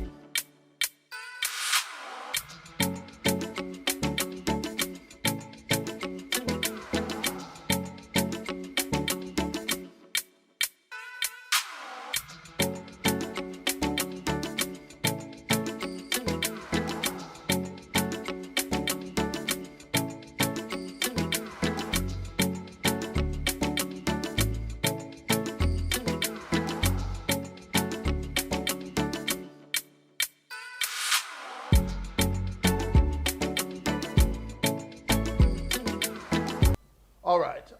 He's a man who's known to have the last word, right? He is so known. He's a rebel with honor, He- he- not an honorable. And we wanted for him to have been the final voice on our conversations with the PMI, tackling crime and their work on the ground, right? We just got hold of him. He's a busy man. Good. So before we go on to Ambassador Bernal, because we were just talking to the Cuban ambassador about issues with Cuba, the sanctions and so on, and we want to talk to Ambassador Bernal about the U.S. direction, the policies, what we expect. But let's have Tony Rebel, who has long been admonishing us on being careful on how we treat our little children, because they're either going to become models or a menace. Here is Tony Rebel to talk to us, because a number of entertainers have been coming forward, being so concerned about how we are being overtaken by crime. Namely Sean Paul and... Let's go to the root. Yes. Let's go to Tony Rebel. Tony? Yeah, man. Blessed greetings. Greetings, Yeah. greetings. What goes through your mind with all that is happening, all the horrors? What goes through my mind is that I warn you. I told you. Right? And many others did, but nobody listens because people are so captivated with the notion of doing selfish things, just things for themselves. They don't expect to do anything selflessly. And therefore, a lot of things that are happening is not surprising to me. However, a lot of people want to blame like entertainers as if they are the ones who cause all of this. They might be a contributing factor, but it's a systemic problem that we have, and without we have serious surgery in this system that we are using from maybe 1655 coming down, because it hardly even changed even when we come to 1938 and 1962. It's like we change numbers and change names, but overall it's the same kind of thing, like before 1838 we could say we were in physical slavery. Now we are in mental slavery. So we have to find ways to abolish all of this kind of system, and I don't know who is ready to make the sacrifice because the system needs are overall. Rebel, in your estimation, where did we go wrong? Well, we went wrong when we start to get selfish. We went wrong when we think we could be independent. We say we want to be independent, but we were still depending. You can't be an independent nation and you still swear allegiance to the person wwho used to enslave you. I mean, you can have a national dish with some of it that is not created out of your country. We have some fundamental mistakes that we have. We still call the force that we use as police the Jamaica constabulary force. It is still a force. The origination of it was something that was used to suppress black people and keep them being a slave. Yeah. And even though you mentioned in your very opening remarks that it needs surgery, right?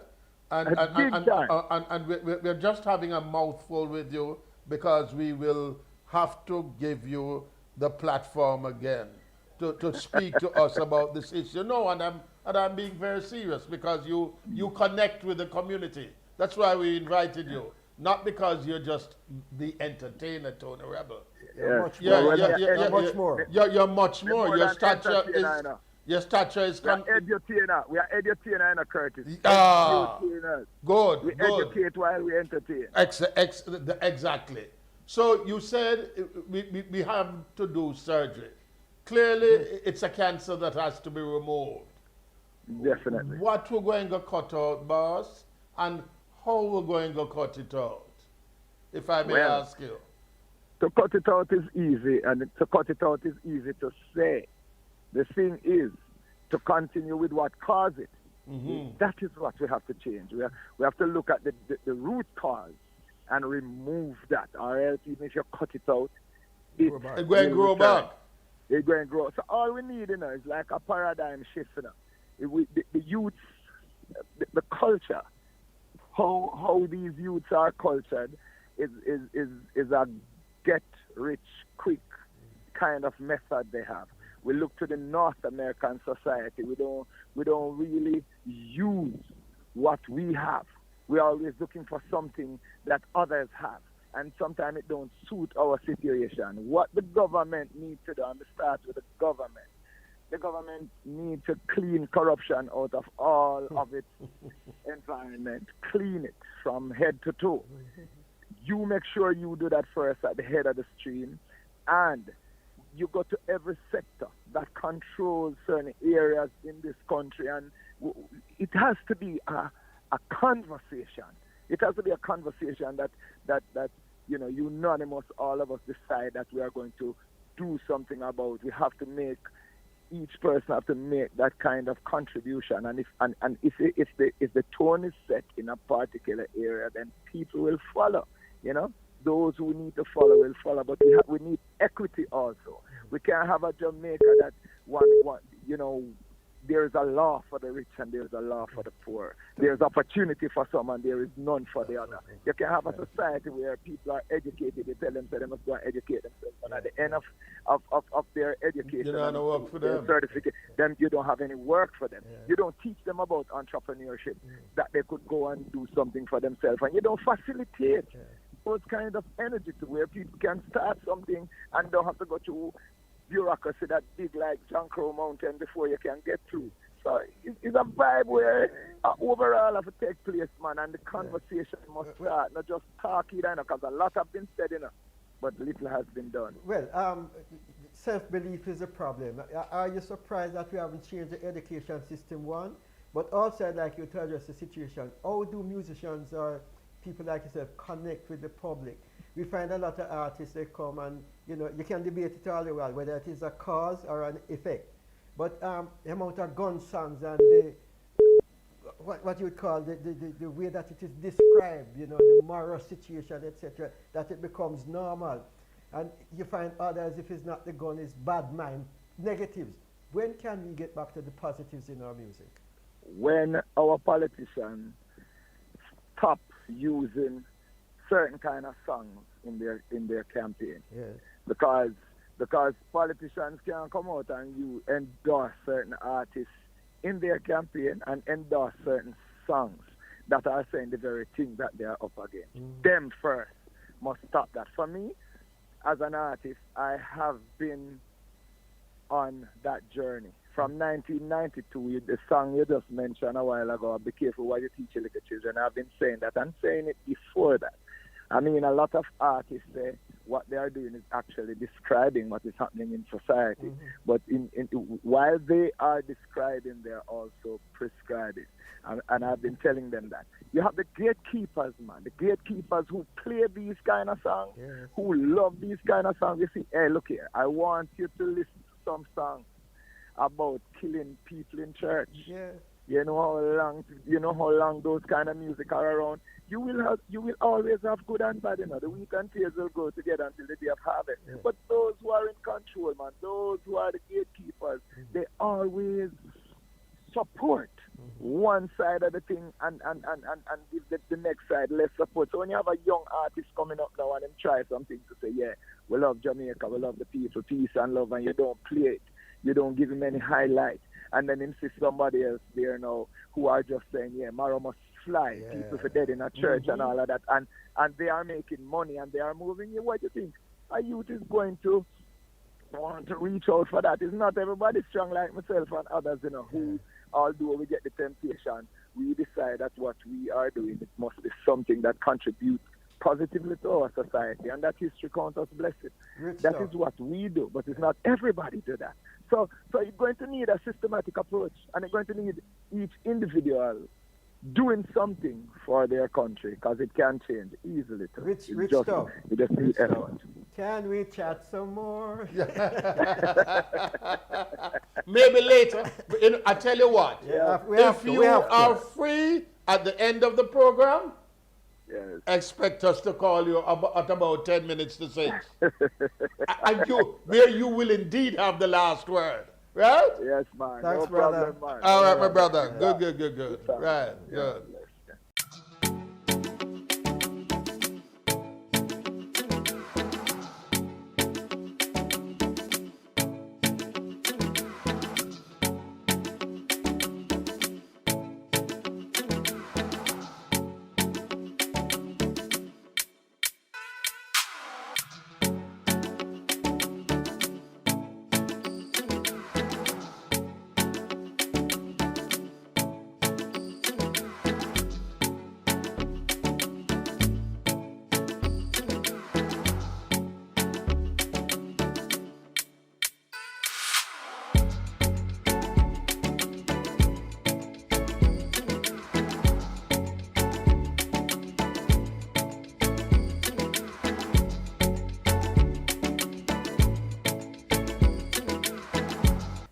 Very engaging conversations. First, we had the Cuban ambassador, and really a mouthful and speaking about the kind of support that CARICOM is giving, reinforcing certain beliefs in terms of our own right to our own destiny, and making a ruling that what is happening with the medical workers is not like Pompeo and Trump is saying, that it is about trafficking. And We had Ambassador Bernal to follow, Yes. but we had to insert Tony Tony Rebel. Rebel, who we tried to get before to wrap up the conversation about the Peace Yeah. Management Initiative, right? Right. In terms of what should be happening on the ground, good, and how do we meaningfully confront crime So for the here- transformation that we seek. So Right? here we are now. So here we are now, because if you talk about Cuba, if you talk about clearly what is happening in the world as it affects that country and CARICOM, right? Then you have to be thinking, given that there's a new US president, Joseph Biden, busy at work, but faced with a Herculean task to transform the world, who do we engage to speak to about this likely route to be taken while the rest of the world is on edge about how the US, as world leader, may once again direct our paths?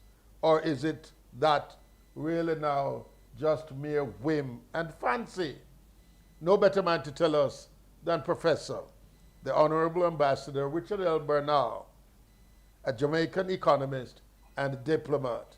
Bernal served as the Jamaican ambassador to the United States from 1991 to 2001, simultaneously holding the post of permanent representative of Jamaica to the Organization of American States. Welcome, Welcome. Ambassador. Good afternoon, gentlemen. We're dropping it straight in your lap. Where you think Mr. Biden is taking us? Well, I think that your timing is impeccable because it was only this afternoon that he and the vice president attended a function at the State Department, and he took the opportunity to make his first major, broad foreign policy statement. I think that it augurs well for us in the sense that it's going to be a change. The following will be the features. One, it will not be as unilateral. The US is going to go back to alliances and to multilateralism, such as the relationships with the EU, NATO, being more participatory in the UN, World Trade Organization, World Health Organization.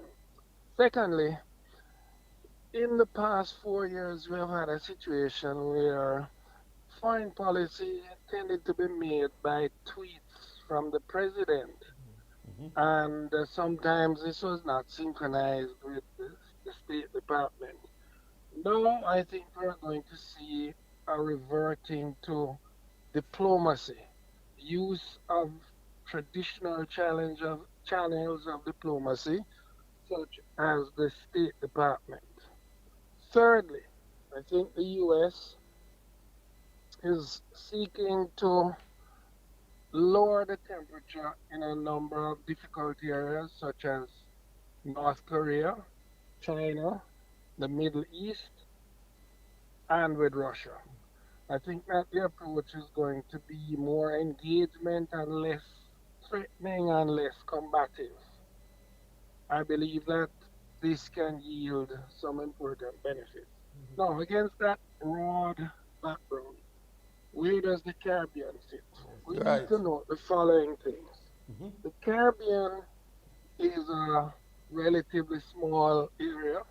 It does not have major problems. There's some drug trafficking, but it's not a major security risk to the US in terms of drug trafficking, radical governments, migrants, etc. So we should not raise our expectations that because the father of the vice president is Jamaican, that somehow the Caribbean and Jamaica are going to be high on the list of priorities. You sounded like you wanted to You really interject a question. No, no, no, no. you really believe that Jamaica and the Caribbean will be high on the priority list? No, I just No, he said just they said they would won't be not. high. Won't Won't be? be high. Oh, Yeah, okay, yeah, okay, okay. yes. No, I'm sorry. there's a tendency often expressed which exaggerates the possibilities that because Kamala Harris is there, somehow Jamaica and the Caribbean is going to be a priority. Mhm. You have to see the Caribbean in terms of overall global U.S. foreign policy. If I might say this even cheekily, they say our persona is a split between what is sometimes aggression and even violence, and there is the other side when we are incurable romantics. So, Well, Jamaicans have a unique culture and personality. And the way I describe it is that Jamaicans have audacity. They yes. always feel that they can do it no matter what the circumstances is. And that is the first step to doing something. Now, the point you're making is that at times when we are going after an objective, we can resort to violent means, and sometimes we don't know when to be more subtle. But in terms of the audacity, the belief, and the determination, the Jamaicans are unique. And that's not necessarily a bad Yeah, thing. yeah, No, it's a very good thing. yeah. I've said though that under certain circumstances, it can It can it be. can go too far. Indeed, it can. You were mentioning all that he wanted to do again in terms of ushering diplomacy with the European Union, NATO, Africa, the Caribbean. And in all of that, there are two things. A, global trade, which you're the man to talk to. But B, is it completely being dismissive of what Trump represented? Or in all of this Ziploc bag that we are putting some of the things in and putting away some of the things that might surprise some of us? Well, Like someone this like is you this may is a not multiple surprise it. Some of the things may still be kept into some quarter, to some well degree. What's this your is a outlook? multiple warhead question. So let's disaggregate it and deal with them in parts. Right. Your first question was global trade. The expansion of global trade is not a propitious time until COVID is brought under control and there's a sustained economic recovery. What, however, it will be good is that the US will no longer be blocking certain actions and appointments in the World Trade Organization. But global trade will not recover this year, maybe next year. Now, to the question of whether the Biden foreign policy is the direct opposite of Trump's policy. In Mm-hmm. many respects, it is the opposite, but not entirely. Also, bear in mind that it will take some time to undo certain things that the Trump administration did. So let's look at those three categories. First, the things that are reversible. Rejoining the Paris Accord, Mm-hmm. that's a direct opposite approach to climate change, which um, which is going has taken place. Secondly, those things that um, will be treated differently. I think migration is one of those, and thirdly, those that are going to take some time to reverse would include the relationship with China. That is a relationship which is a difficult one, it's a competitive one, and it's going to take some time. So the Biden policy is very different from the Trump policy, but it's not the opposite in every respect. Mm-hmm. In terms of global trade now, given the move to a kind of nationalism where you want to bring back manufacturing in the state to satisfy the blue collar individuals, wouldn't they put themselves at a slight disadvantage in that American cost of production it will be much more because normally they send out to outposts to have cheap labor producers for them to get cheap goods to their population. How will they reconcile all of this? Okay, many things there. First of all, the slowdown in global trade really had its origin as far back as 2008. In the 50 years before that, global trade grew more rapidly than domestic GDP and therefore indicative of increasing internationalization and globalization. Mm-hmm. So the pickup back of global trade is not just the pandemic and the recovery. It has to do with um, a nationalist reaction against globalization and so on. So there are many factors to disaggregate now. Coming to the US competitiveness. As globalization proceeded and as the gospel of free trade was preached to everyone, the US and some developed countries with high wages discovered that much of their low wage manufacturing, such as apparel, textiles, etc., soon migrated to other countries Mm-hmm. from Mexico to India to China. And part of their working class lost jobs in those industries. And those jobs are not recoverable, nor do they have the skill or have been reskilled to take jobs elsewhere because an economy is a constantly changing amalgam of sectors. Some are contracting, some employment being lost, while some are expanding and creating employment. Those that lost jobs in manufacturing are not able to take the jobs which are opening up. Part of the recovery of international competitiveness of the US has to do with two things: greater investment in R&D and technology, Mm-hmm. because where the US still has some advantage and can make significant gains is higher up the value chain in the more technical and scientific parts of the supply chain. Secondly, there is need for considerable investment in infrastructure. Since the 70s, no new oil refinery has been built in the US. No major bridge has been built in the US in the last 70 or 80 years in New York, just indicative of the need for greater investment. Mm-hmm. If the US can reorient to plug more resources into those areas, they can make the transition from the manufacturing, labor intensive, low wage activities into the higher value added aspects. Of course, there is going to be the need to retrain and reskill human resources. Yep. How it's the philosophy, therefore, is about going big.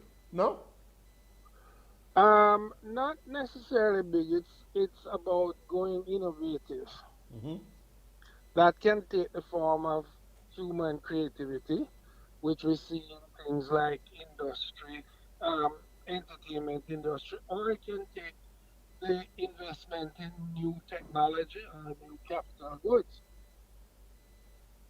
I Pa- see. What pa- is not an option yeah. is low wage No, manufacturing. with manufacturing, yeah.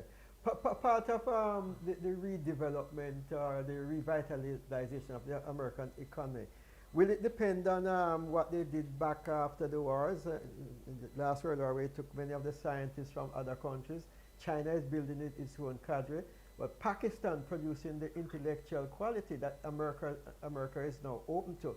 Will they have to go that route to get back on stream? Well, you're making an important point about the openness of the US to human resources. Yes. Because of its previous years and its traditional open door policy to skilled migrants, the US has been able to attract some of the best brains in the world, so they Yes. haven't only had to rely on their own American skills. Mhm. Many of the PhDs granted in science in the US now are to foreigners. Right. What has changed is that the students that came, studied, graduated, tended to stay and build US capacity. Mm. Now they are returning to their countries where they are plugging into advanced industries in Korea, India, China. Let me mention too that China has upped the percentage of its GDP which it is investing in technology, and therefore it is no longer confined to low wage manufacturing and so on. They're making sophisticated goods. They built their first aircraft carrier. They've been putting people into space, etc. So the competition from China for the US and other countries is not confined to the traditional low wage consumer Yeah. manufactured goods. It's right across the spectrum of goods. In your observation But now, had you deliberately left out the movement in Africa where you see a lot of the growing economies in the world residing in that area? especially Technology re-innovation of the and, and, youngsters, and yeah, the creative industry. yeah, Um, and the free in the trade case of area, Africa, and the free trade area. problems that Africa faced, the traditional problems of disengaging from disadvantageous external trade and investment relations. Hmm. Having been freed from that, the process of growth in Africa has been hampered by internal problems, political instability, tribalism. Local and imported. Yes, and the country is rich in resources. It is attracting investment, and the population is also being more educated. There's tremendous potential in Africa. But every time a country gets a good start and is doing well for 20 years, something Something always political happens. happens that disrupts the process, sets it back, etc. I'll give you a good case. Hmm. Rwanda, which had Yes. terrible Yes, tribal massacres and genocide, yes. is one of the countries doing extremely well in in economic growth now. And I should mention that the World Bank officer in Rwanda is a Jamaican, and she has reported how well the country is doing. So, if the development can just be sustained, then I think Africa has enormous potential. Let's return to the United States. Yeah. Let's reflect again on all that we just said about what may be pursued, right? Yes. Separate and apart from big, because that may not be the model, but all that is innovative, right? And Yes. let's look critically at the point of politics and how development and growth, even in the case of America, may be facilitated. The divisiveness now that exists and prevails. How do we deal with this bugbear? I, I will preface the response with a generalization, and generalizations are always dangerous, but I will risk making this. Whenever a country economy is not doing well. Mm-hmm. There is usually some non-economic factor, and in many Displacement. cases, it is where the political spectrum has become radicalized, that you have two different philosophies prevailing.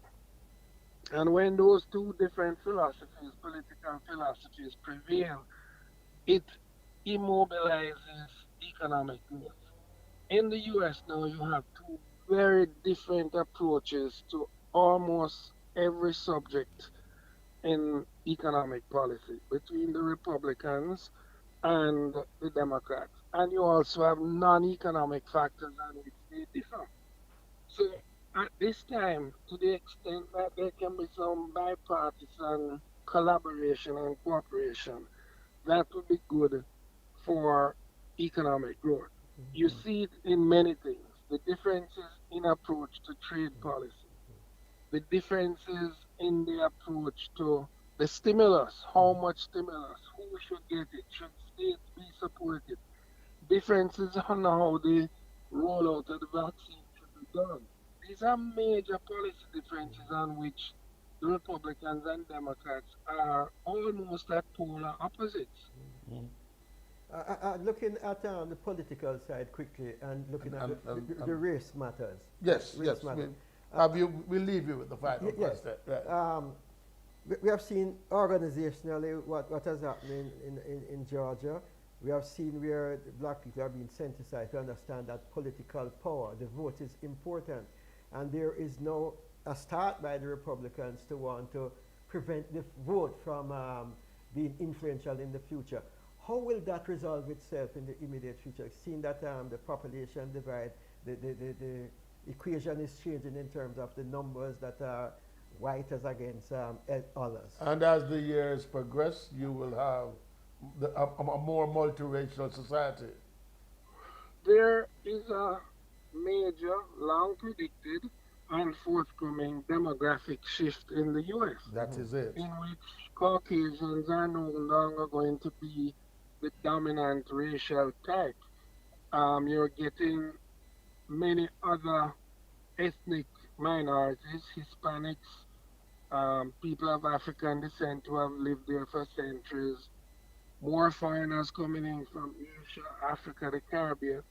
And what that has prompted, unfortunately, is that many people from the group that has traditionally been dominant are experiencing a sense of loss, loss of running things, loss of status. Naipaul made a very important observation in his book, A Turn in the South. He said, even poor white people have a sense of superiority because they were better off than blacks. They were dirt poor, but they felt superior. Right. So there's a term for it, which is, I'm not using the exact term, but the gist of it is um, dominant group status loss. When a dominant group is losing its status or has a sense of loss, and by the way, it's not confined to the US, Right. it was also part of what affected Brexit when the British felt they were being overwhelmed not by black and Asian people, but by Eastern Europeans. Eastern European Ironically, immigrants. Exactly so so. that is a long-term factor that the U.S. Has to deal with. It's not an easy thing. It's not going to be solved overnight. There are some very strongly held and entrenched views, but I think that we are seeing at this time a phase in which many long neglected and postponed racist policies are being adjusted. I don't go any further than saying adjusted.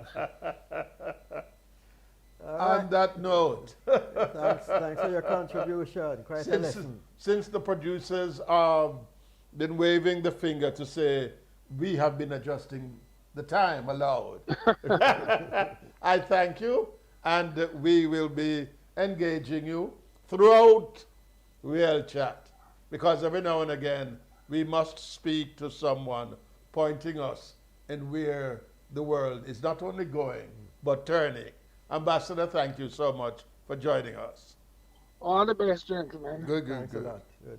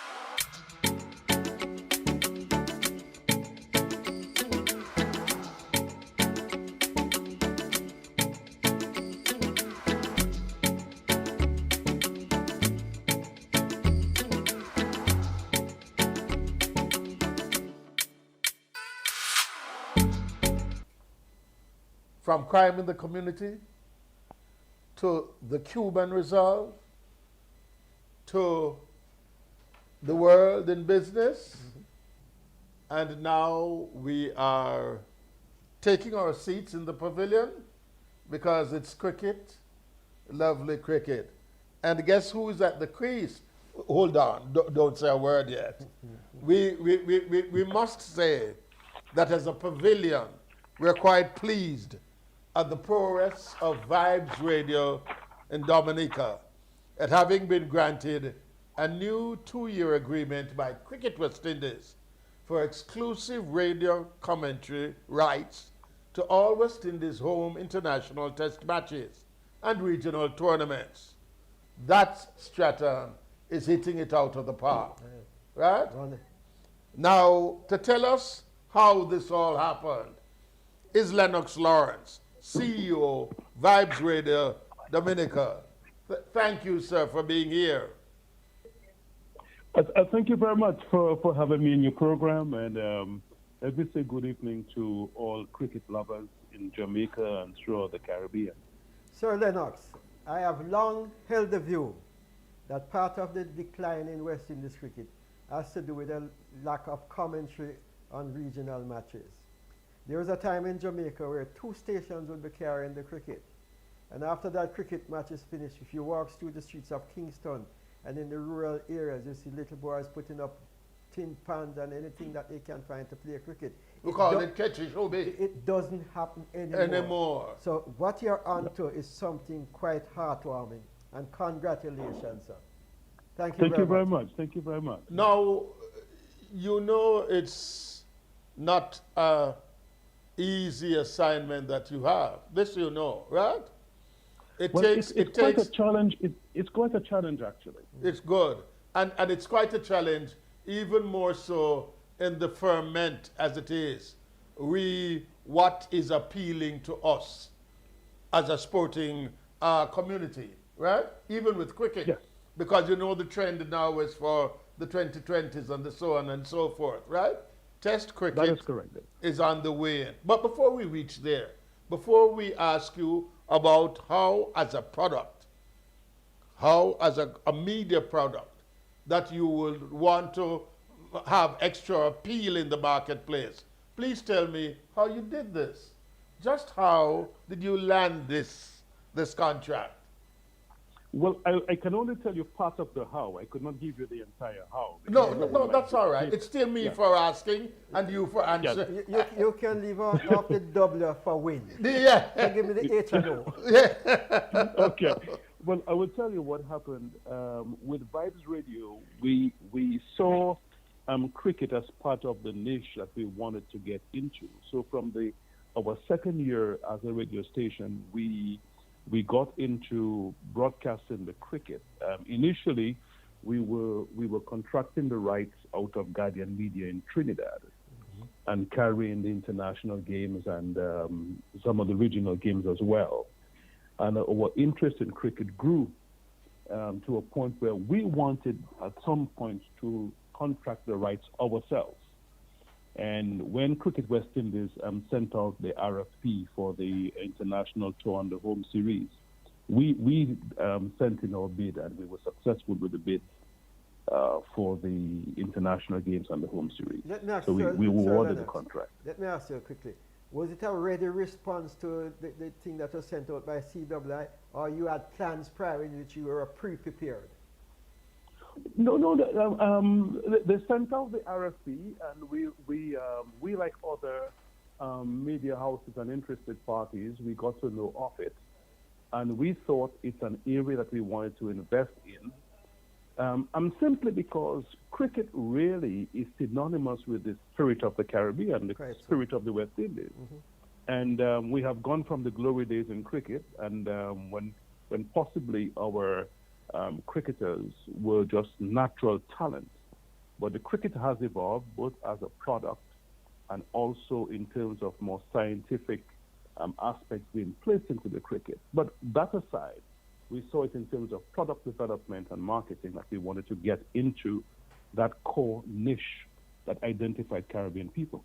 But we must ask you, is it more appealing and therefore clearly more of interest to that area of our region? Well, I am not sure because the cricket now, because of where we have been and what has happened with the standard of cricket, I am not sure if it is more appealing to the region. No, to your section of the region. What I'm saying is, take my own country, and let's all be frank about this because this might very well be the case in yours as well. What is developing now is the indifference. Lord, I can't bother listen to this. West Indies are going to lose again and again. I'm tired of this. What's the story on your side that you felt so strongly about engaging to fashion this media product? Well, I will tell you, we are of the view that West Indies cricket is not identified with losing. Even when our team loses, and maybe they lose too often these days, but even when they lose, the heart of our people get wrenched out, which tells us, in our view, that cricket is still at the core Excellent point. of the West Indian expression and identity and aspiration. Excellent because point. cricket really highlighted, when we as colonies would beat up on England and Australia and the big teams, it filled us with a sense of pride and dignity in our own identity as a West Indian people. So we have identified with cricket not from the point of view of losing, but from the point of view of success and victory. That is what excites us and gives us hope and aspiration. Does it still have the capacity to pull the region together? Yes, it does.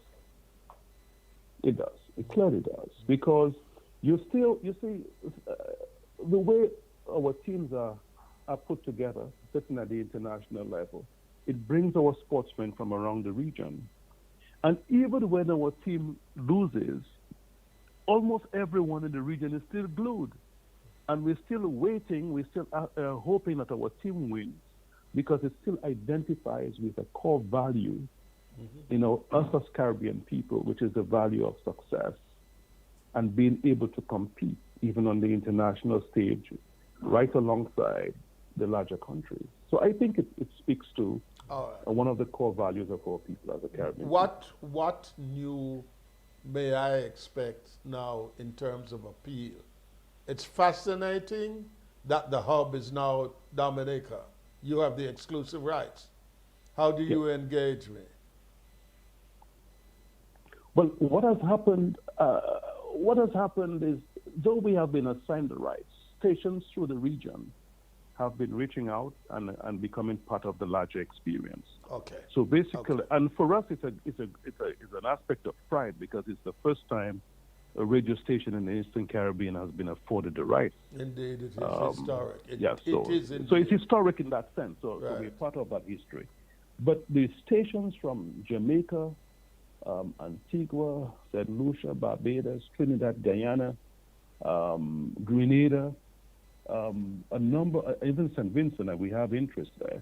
So stations are reaching out because they still want to be part of the experience in having cricket heard and broadcast to the region. In recent times, Lennox, part of the problem is to find people who would advertise when cricket is being played.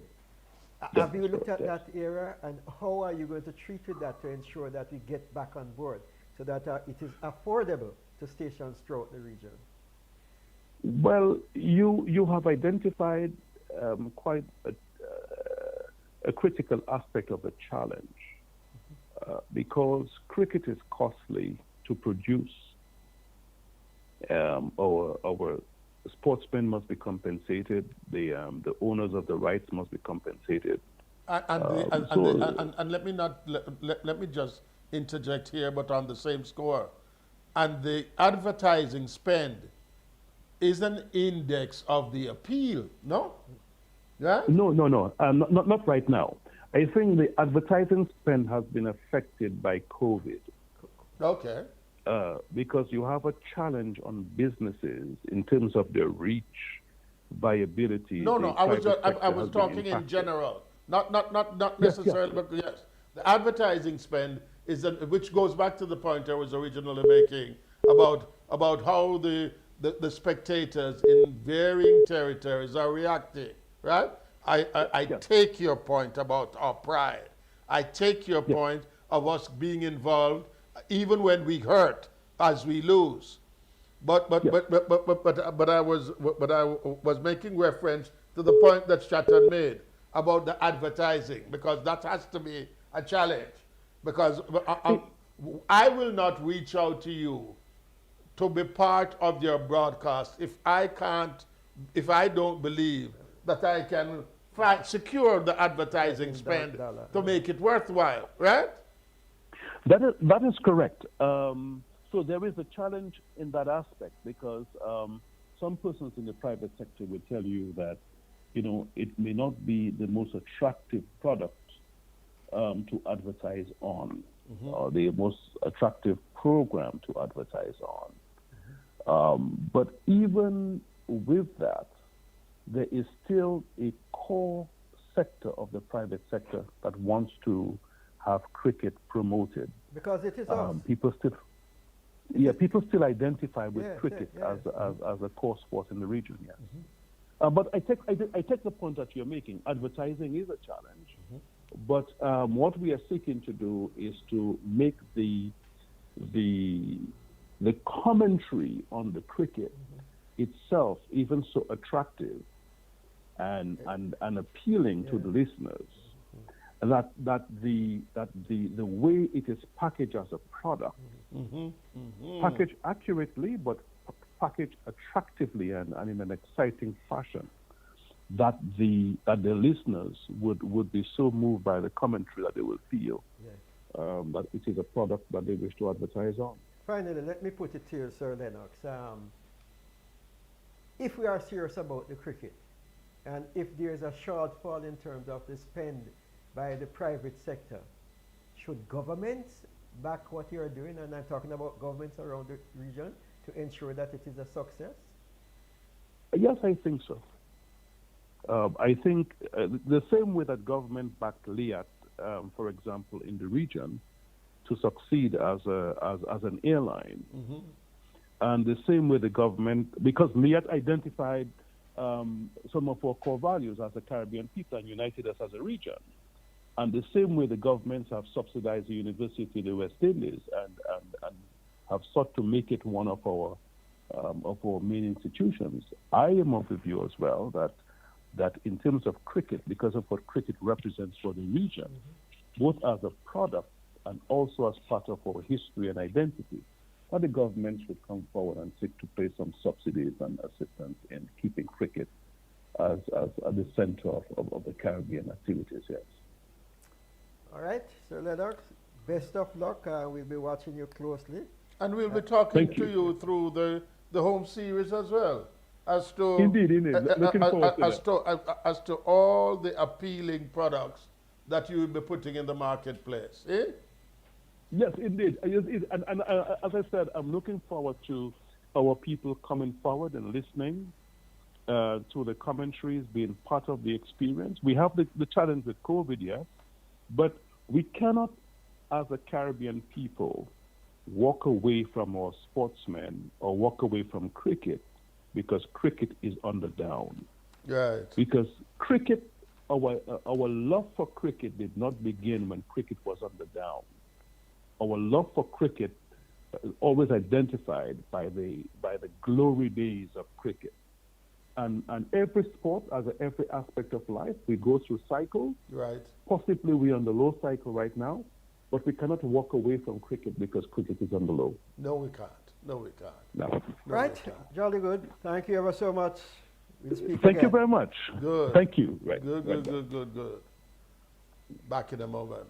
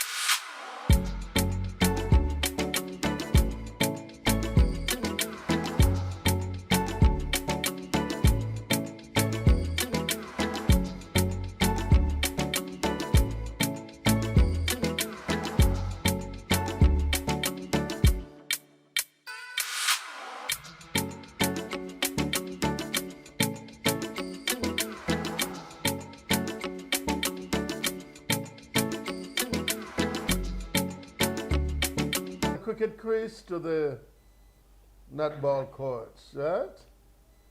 Hey, meet the president of Netball Jamaica, Trisha Robinson, who is bent on capitalizing on the risk management protocols of the pandemic. I won't say what the word was there. She insists that there are gains to be made in taking the game to the spectator, given the creative channels to be employed and to be engaged. So the spectator can come to the game, and Trisha says it has been in her head a long time. How we use this, capitalize on this for commercial gains. right? So we are not hamstrung, right, up by the pandemic, right?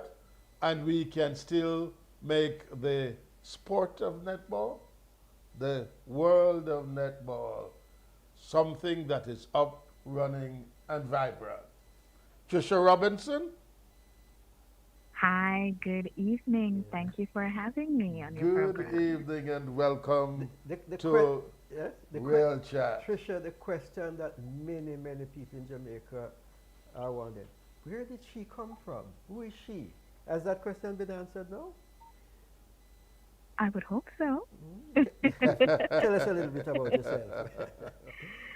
Oh, wow, Trisha Robinson. Can you believe it? I did track and field. Yes? Yeah, Yeah, I did. I did. because the tongue's wagging about how do we fit. Was she ever playing netball? Yeah. Where did she come from? It's Well, being I did asked. play I'm netball in telling high you. school. Hmm? I did play it in high You school. did play it in high school. I All did right. play it in high school, but it was really about track and field for me. I Right. mean, my dad went to the Great Kingston College, Oh, and Oh, he wonderful. did So run toppy, for the club. toppy, you started on toppy. the right foot. Okay. All right, go ahead, my darling. Okay, Trisha Robinson, standing at 4 feet 11 inches tall. She's a sports administrator. Um, I was invited over into netball by Darcy Black from GPS, where I work, over into to Business House. I was invited as their treasurer, and from there I moved to their president. And there was an event by Business House had its Open League final, and Netball Jamaica had the under 21s playing several years ago, and it was a clash of the dates. So I sat with the team by NG and we worked it out. So our final would be their Kirk Razor to the international series.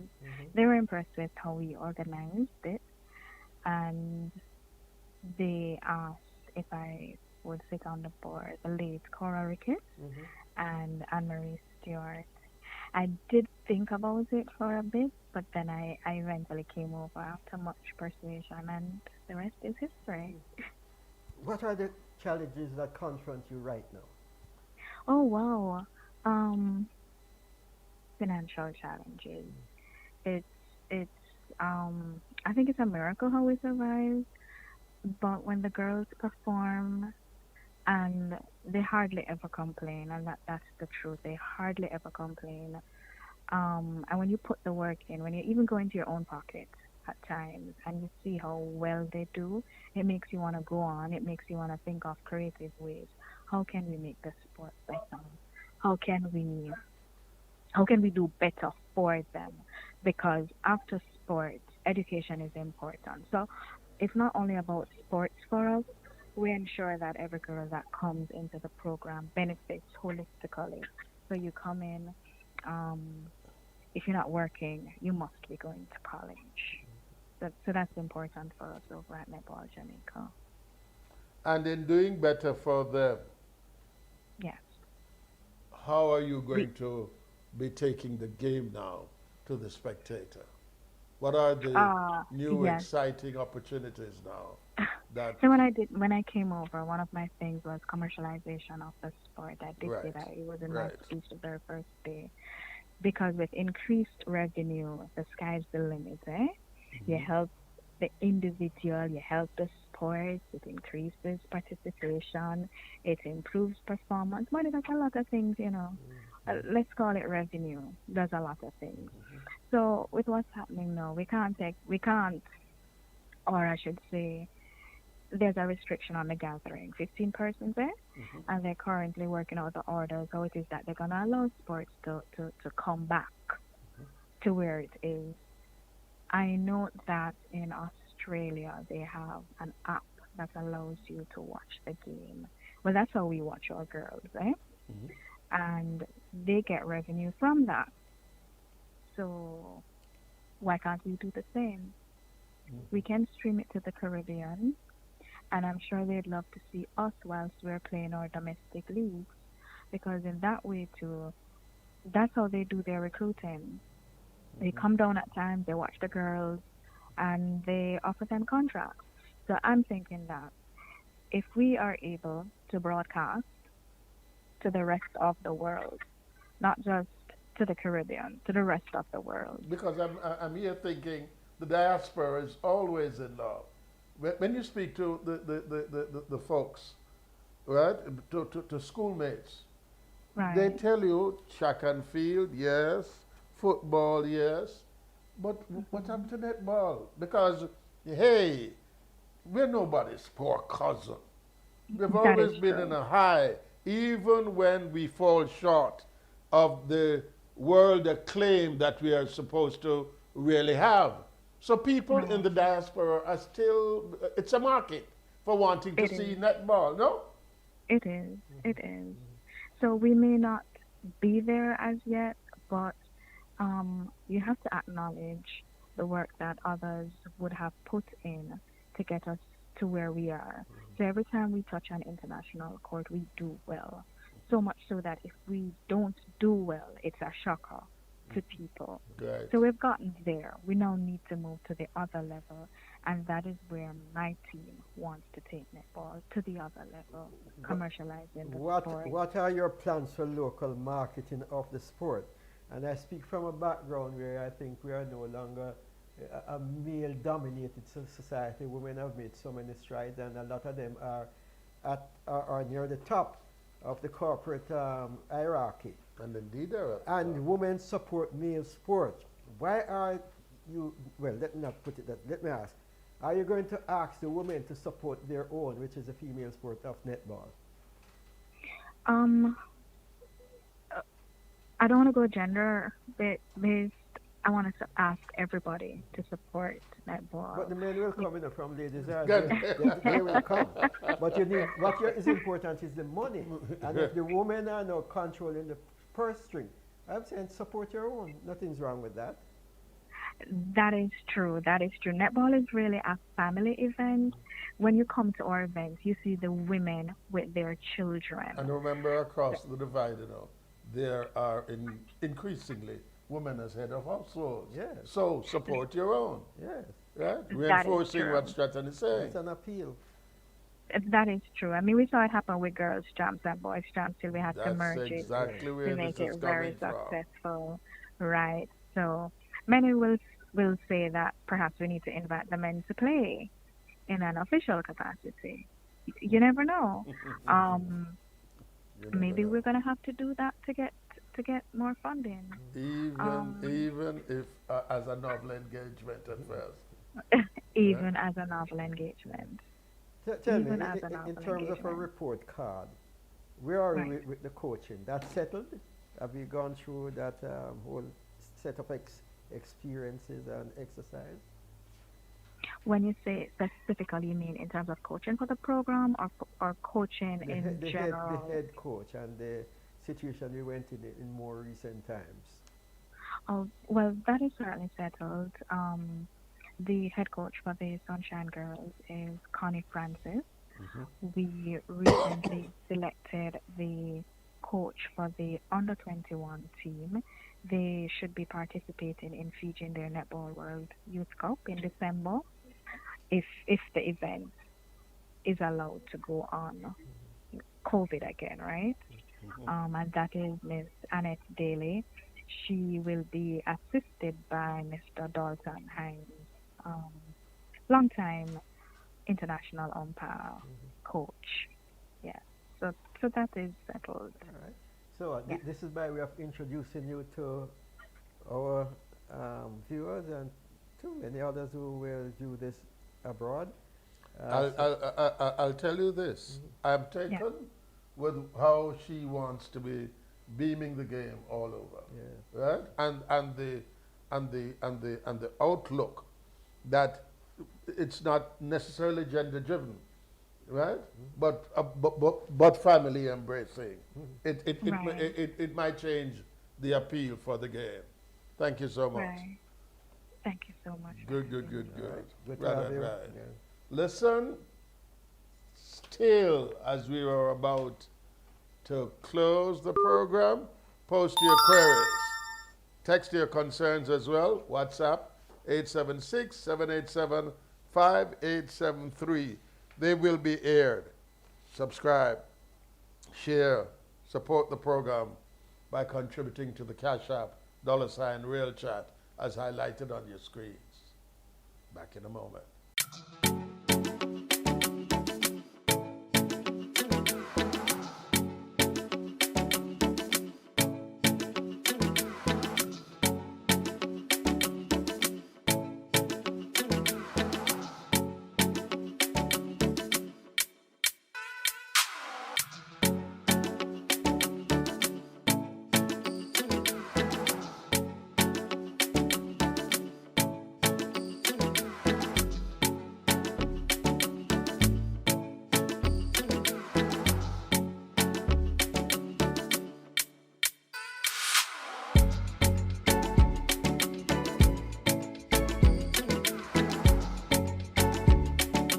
All right, welcome back to the last word. And who could be better to tell us about what are the expectations of the future with the youngsters? Because he had appealed to them from, what, 1990? Yes, thereabouts, he said, yeah. And the warning has not been needed. Now he gets a chance to say, Rebel, how are you going to address the youths of today? Because you mentioned it is those youths now which are some of the people in their early 20s giving a lot of problems in the society. And remember now, your hat is on as the edutainer, yes, as you told us earlier.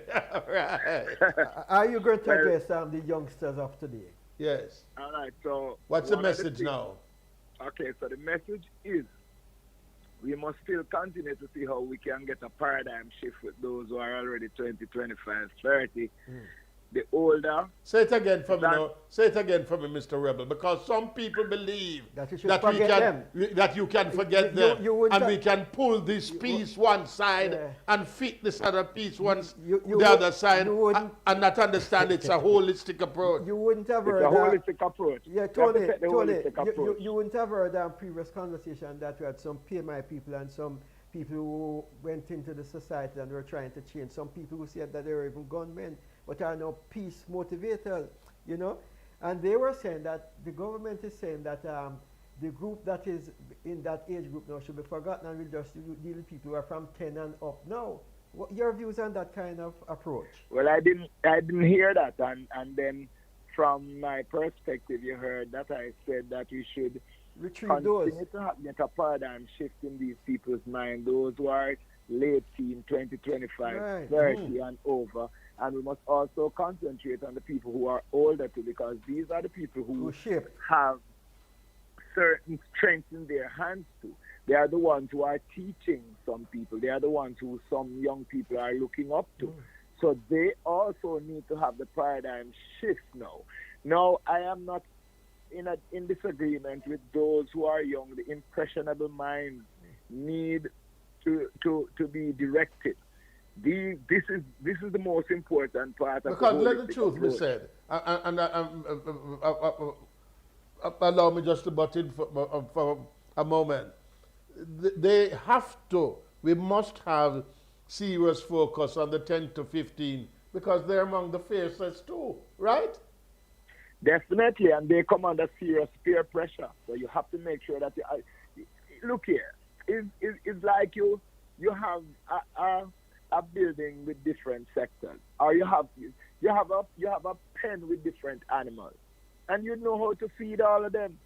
You know that the monkeys and the elephants don't eat meat, so you would give them grains and vegetables. You would see the lion, and you know the lion would eat meat. So it's a different approach. Right. To all segments, see? I hope that works, because that is how it is. You have to attend to each group according to their needs and their requirements. And it can happen. You see, you're talking about the PMI, and I don't know who's the head of the PMI now. Damian Hutchinson, he's the executive director. Right. Well, they can tell you that a few years ago, me, myself, and some other entertainers, including Muta Baruka, Queen Africa, Luciana, and more, went down into Walton Park Road, and we had some serious intervention with Yes. all the people who we think were were the people who were carrying out all sort of barbaric acts, and we took them out of the place and bring them to hotel. We asked the police not to stop my car anywhere them here so me they don't come because I don't want these guys to feel like I am informing on them. Yes. And for 3 years nobody in that community died. Right. Lots of times I have to be on the phone 5, 6 ways talking to people. Do you telling know them what to this put means? revenge A down. story which needs to be told. Do you know what this means? What this means is this. We want everybody to be working together. We Yes, want definitely. community policing has its place. I am a Yes. I am a fierce advocate for it, right? Yes, yes. But because I grew up in Jonestown and I saw where it worked, right? Yes, it can work. But I'll tell you this, you are so correct. Sometimes the community needs to be the first agent contacting and engaging the community itself, especially through entertainers who are edutainers, Yes. because there's this mark of respect. Because you have a lot of entertainment, them always have a battalion of people with them who are up to no good. Oh, we're up to no good. So it's people like Right. you that ought to be in concert with the PMI too. The long and short Well, of it. well, they know because they were a part of it. It was called the S-Corner thing. I think a book is written now about it. And I'm telling you, and you can ask Police Amos too, because one time he looked at me and told me that, hey, you're making my work easier. But that was just something that I wanted to do out of my civil duty. You know what I mean? Because we didn't get paid for that, and it cost Yeah, us but you see, time you see and- what you and just money said. You see what you just said. There was Police Amos, who is a famous crime fighter, who said to you, "You're making his job easier." Yeah. How many police officers and crime fighters now have that view? You think they still do? No, not really, because the dynamics change now when you see what is happening. You see, the social intervention can play a very serious part, but it needs to be supported. Thank you, sir. And the PSA is a lot of, look here, you see a lot of these multinationals that are here in Jamaica, I want to tell them that they better try and support any effort that them see people trying to do to help to stem crime, because what these people are actually trying to do is to make the place more conducive for you to make money. But the place has to be within that realm that it can help you. And a lot of people don't, they call the word nicely, social intervention, and they talk a lot about it and do all sorts of things. But the real serious work to get into the community and engage these people, the people who are the perpetrators, those who are on the cusp of heading into that direction. You know what I mean? You need to do that. We need to do some of those, and some of that costs money. It takes cash to care. Some people must put their money where their mouth is, because a lot of these youths who are doing a lot of things, and I'm not saying that that is the only cause. They need things to do. I'm not saying that they need money, you know, because you have to go work for it, but they need things to do. So they need to, you know how much community centers in our sort of community that is abandoned?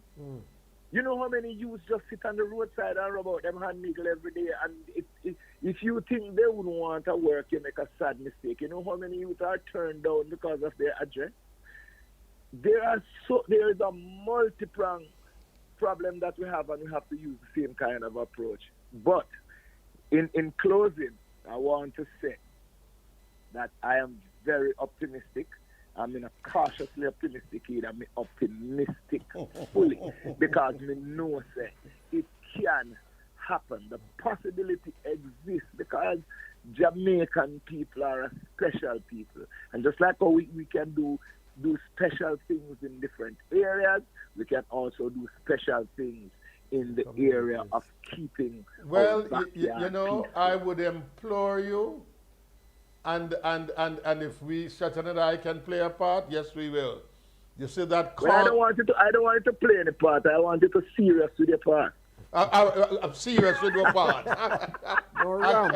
I can't manage him. I mean, listen to me. We're going to have to re-engage the edutainers with the members of the Peace Management Because in Initiative. speaking to him before, I'm saying that 63% of the population didn't vote. So the government don't have a hold on those people. Right. Where is the voice that is calling them to book? And it's this kind of voice, this kind of consciousness, which is needed to let them remember that there is the majority that is outside of their ambit.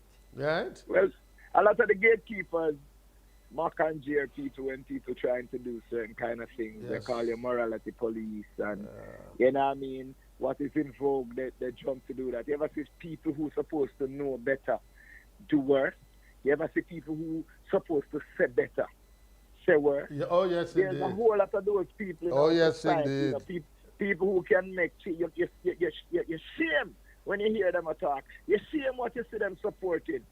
They come out front and they talk a particular thing, but behind closed doors they're supporting foolishness, because really and truly though, who bring guns to Jamaica? Yep. Can any little youth in these inner city really set up something in the United States or wherever it is coming from and set it so neat that it enter into this country? Who are those culprits? These are the people who we need to find, because they are more dangerous than the youths who are doing certain things in certain communities. Tony, I'm going to claim co-authorship for the lyrics of the next song. You see who can do better, do worse. You see who can say better, say worse.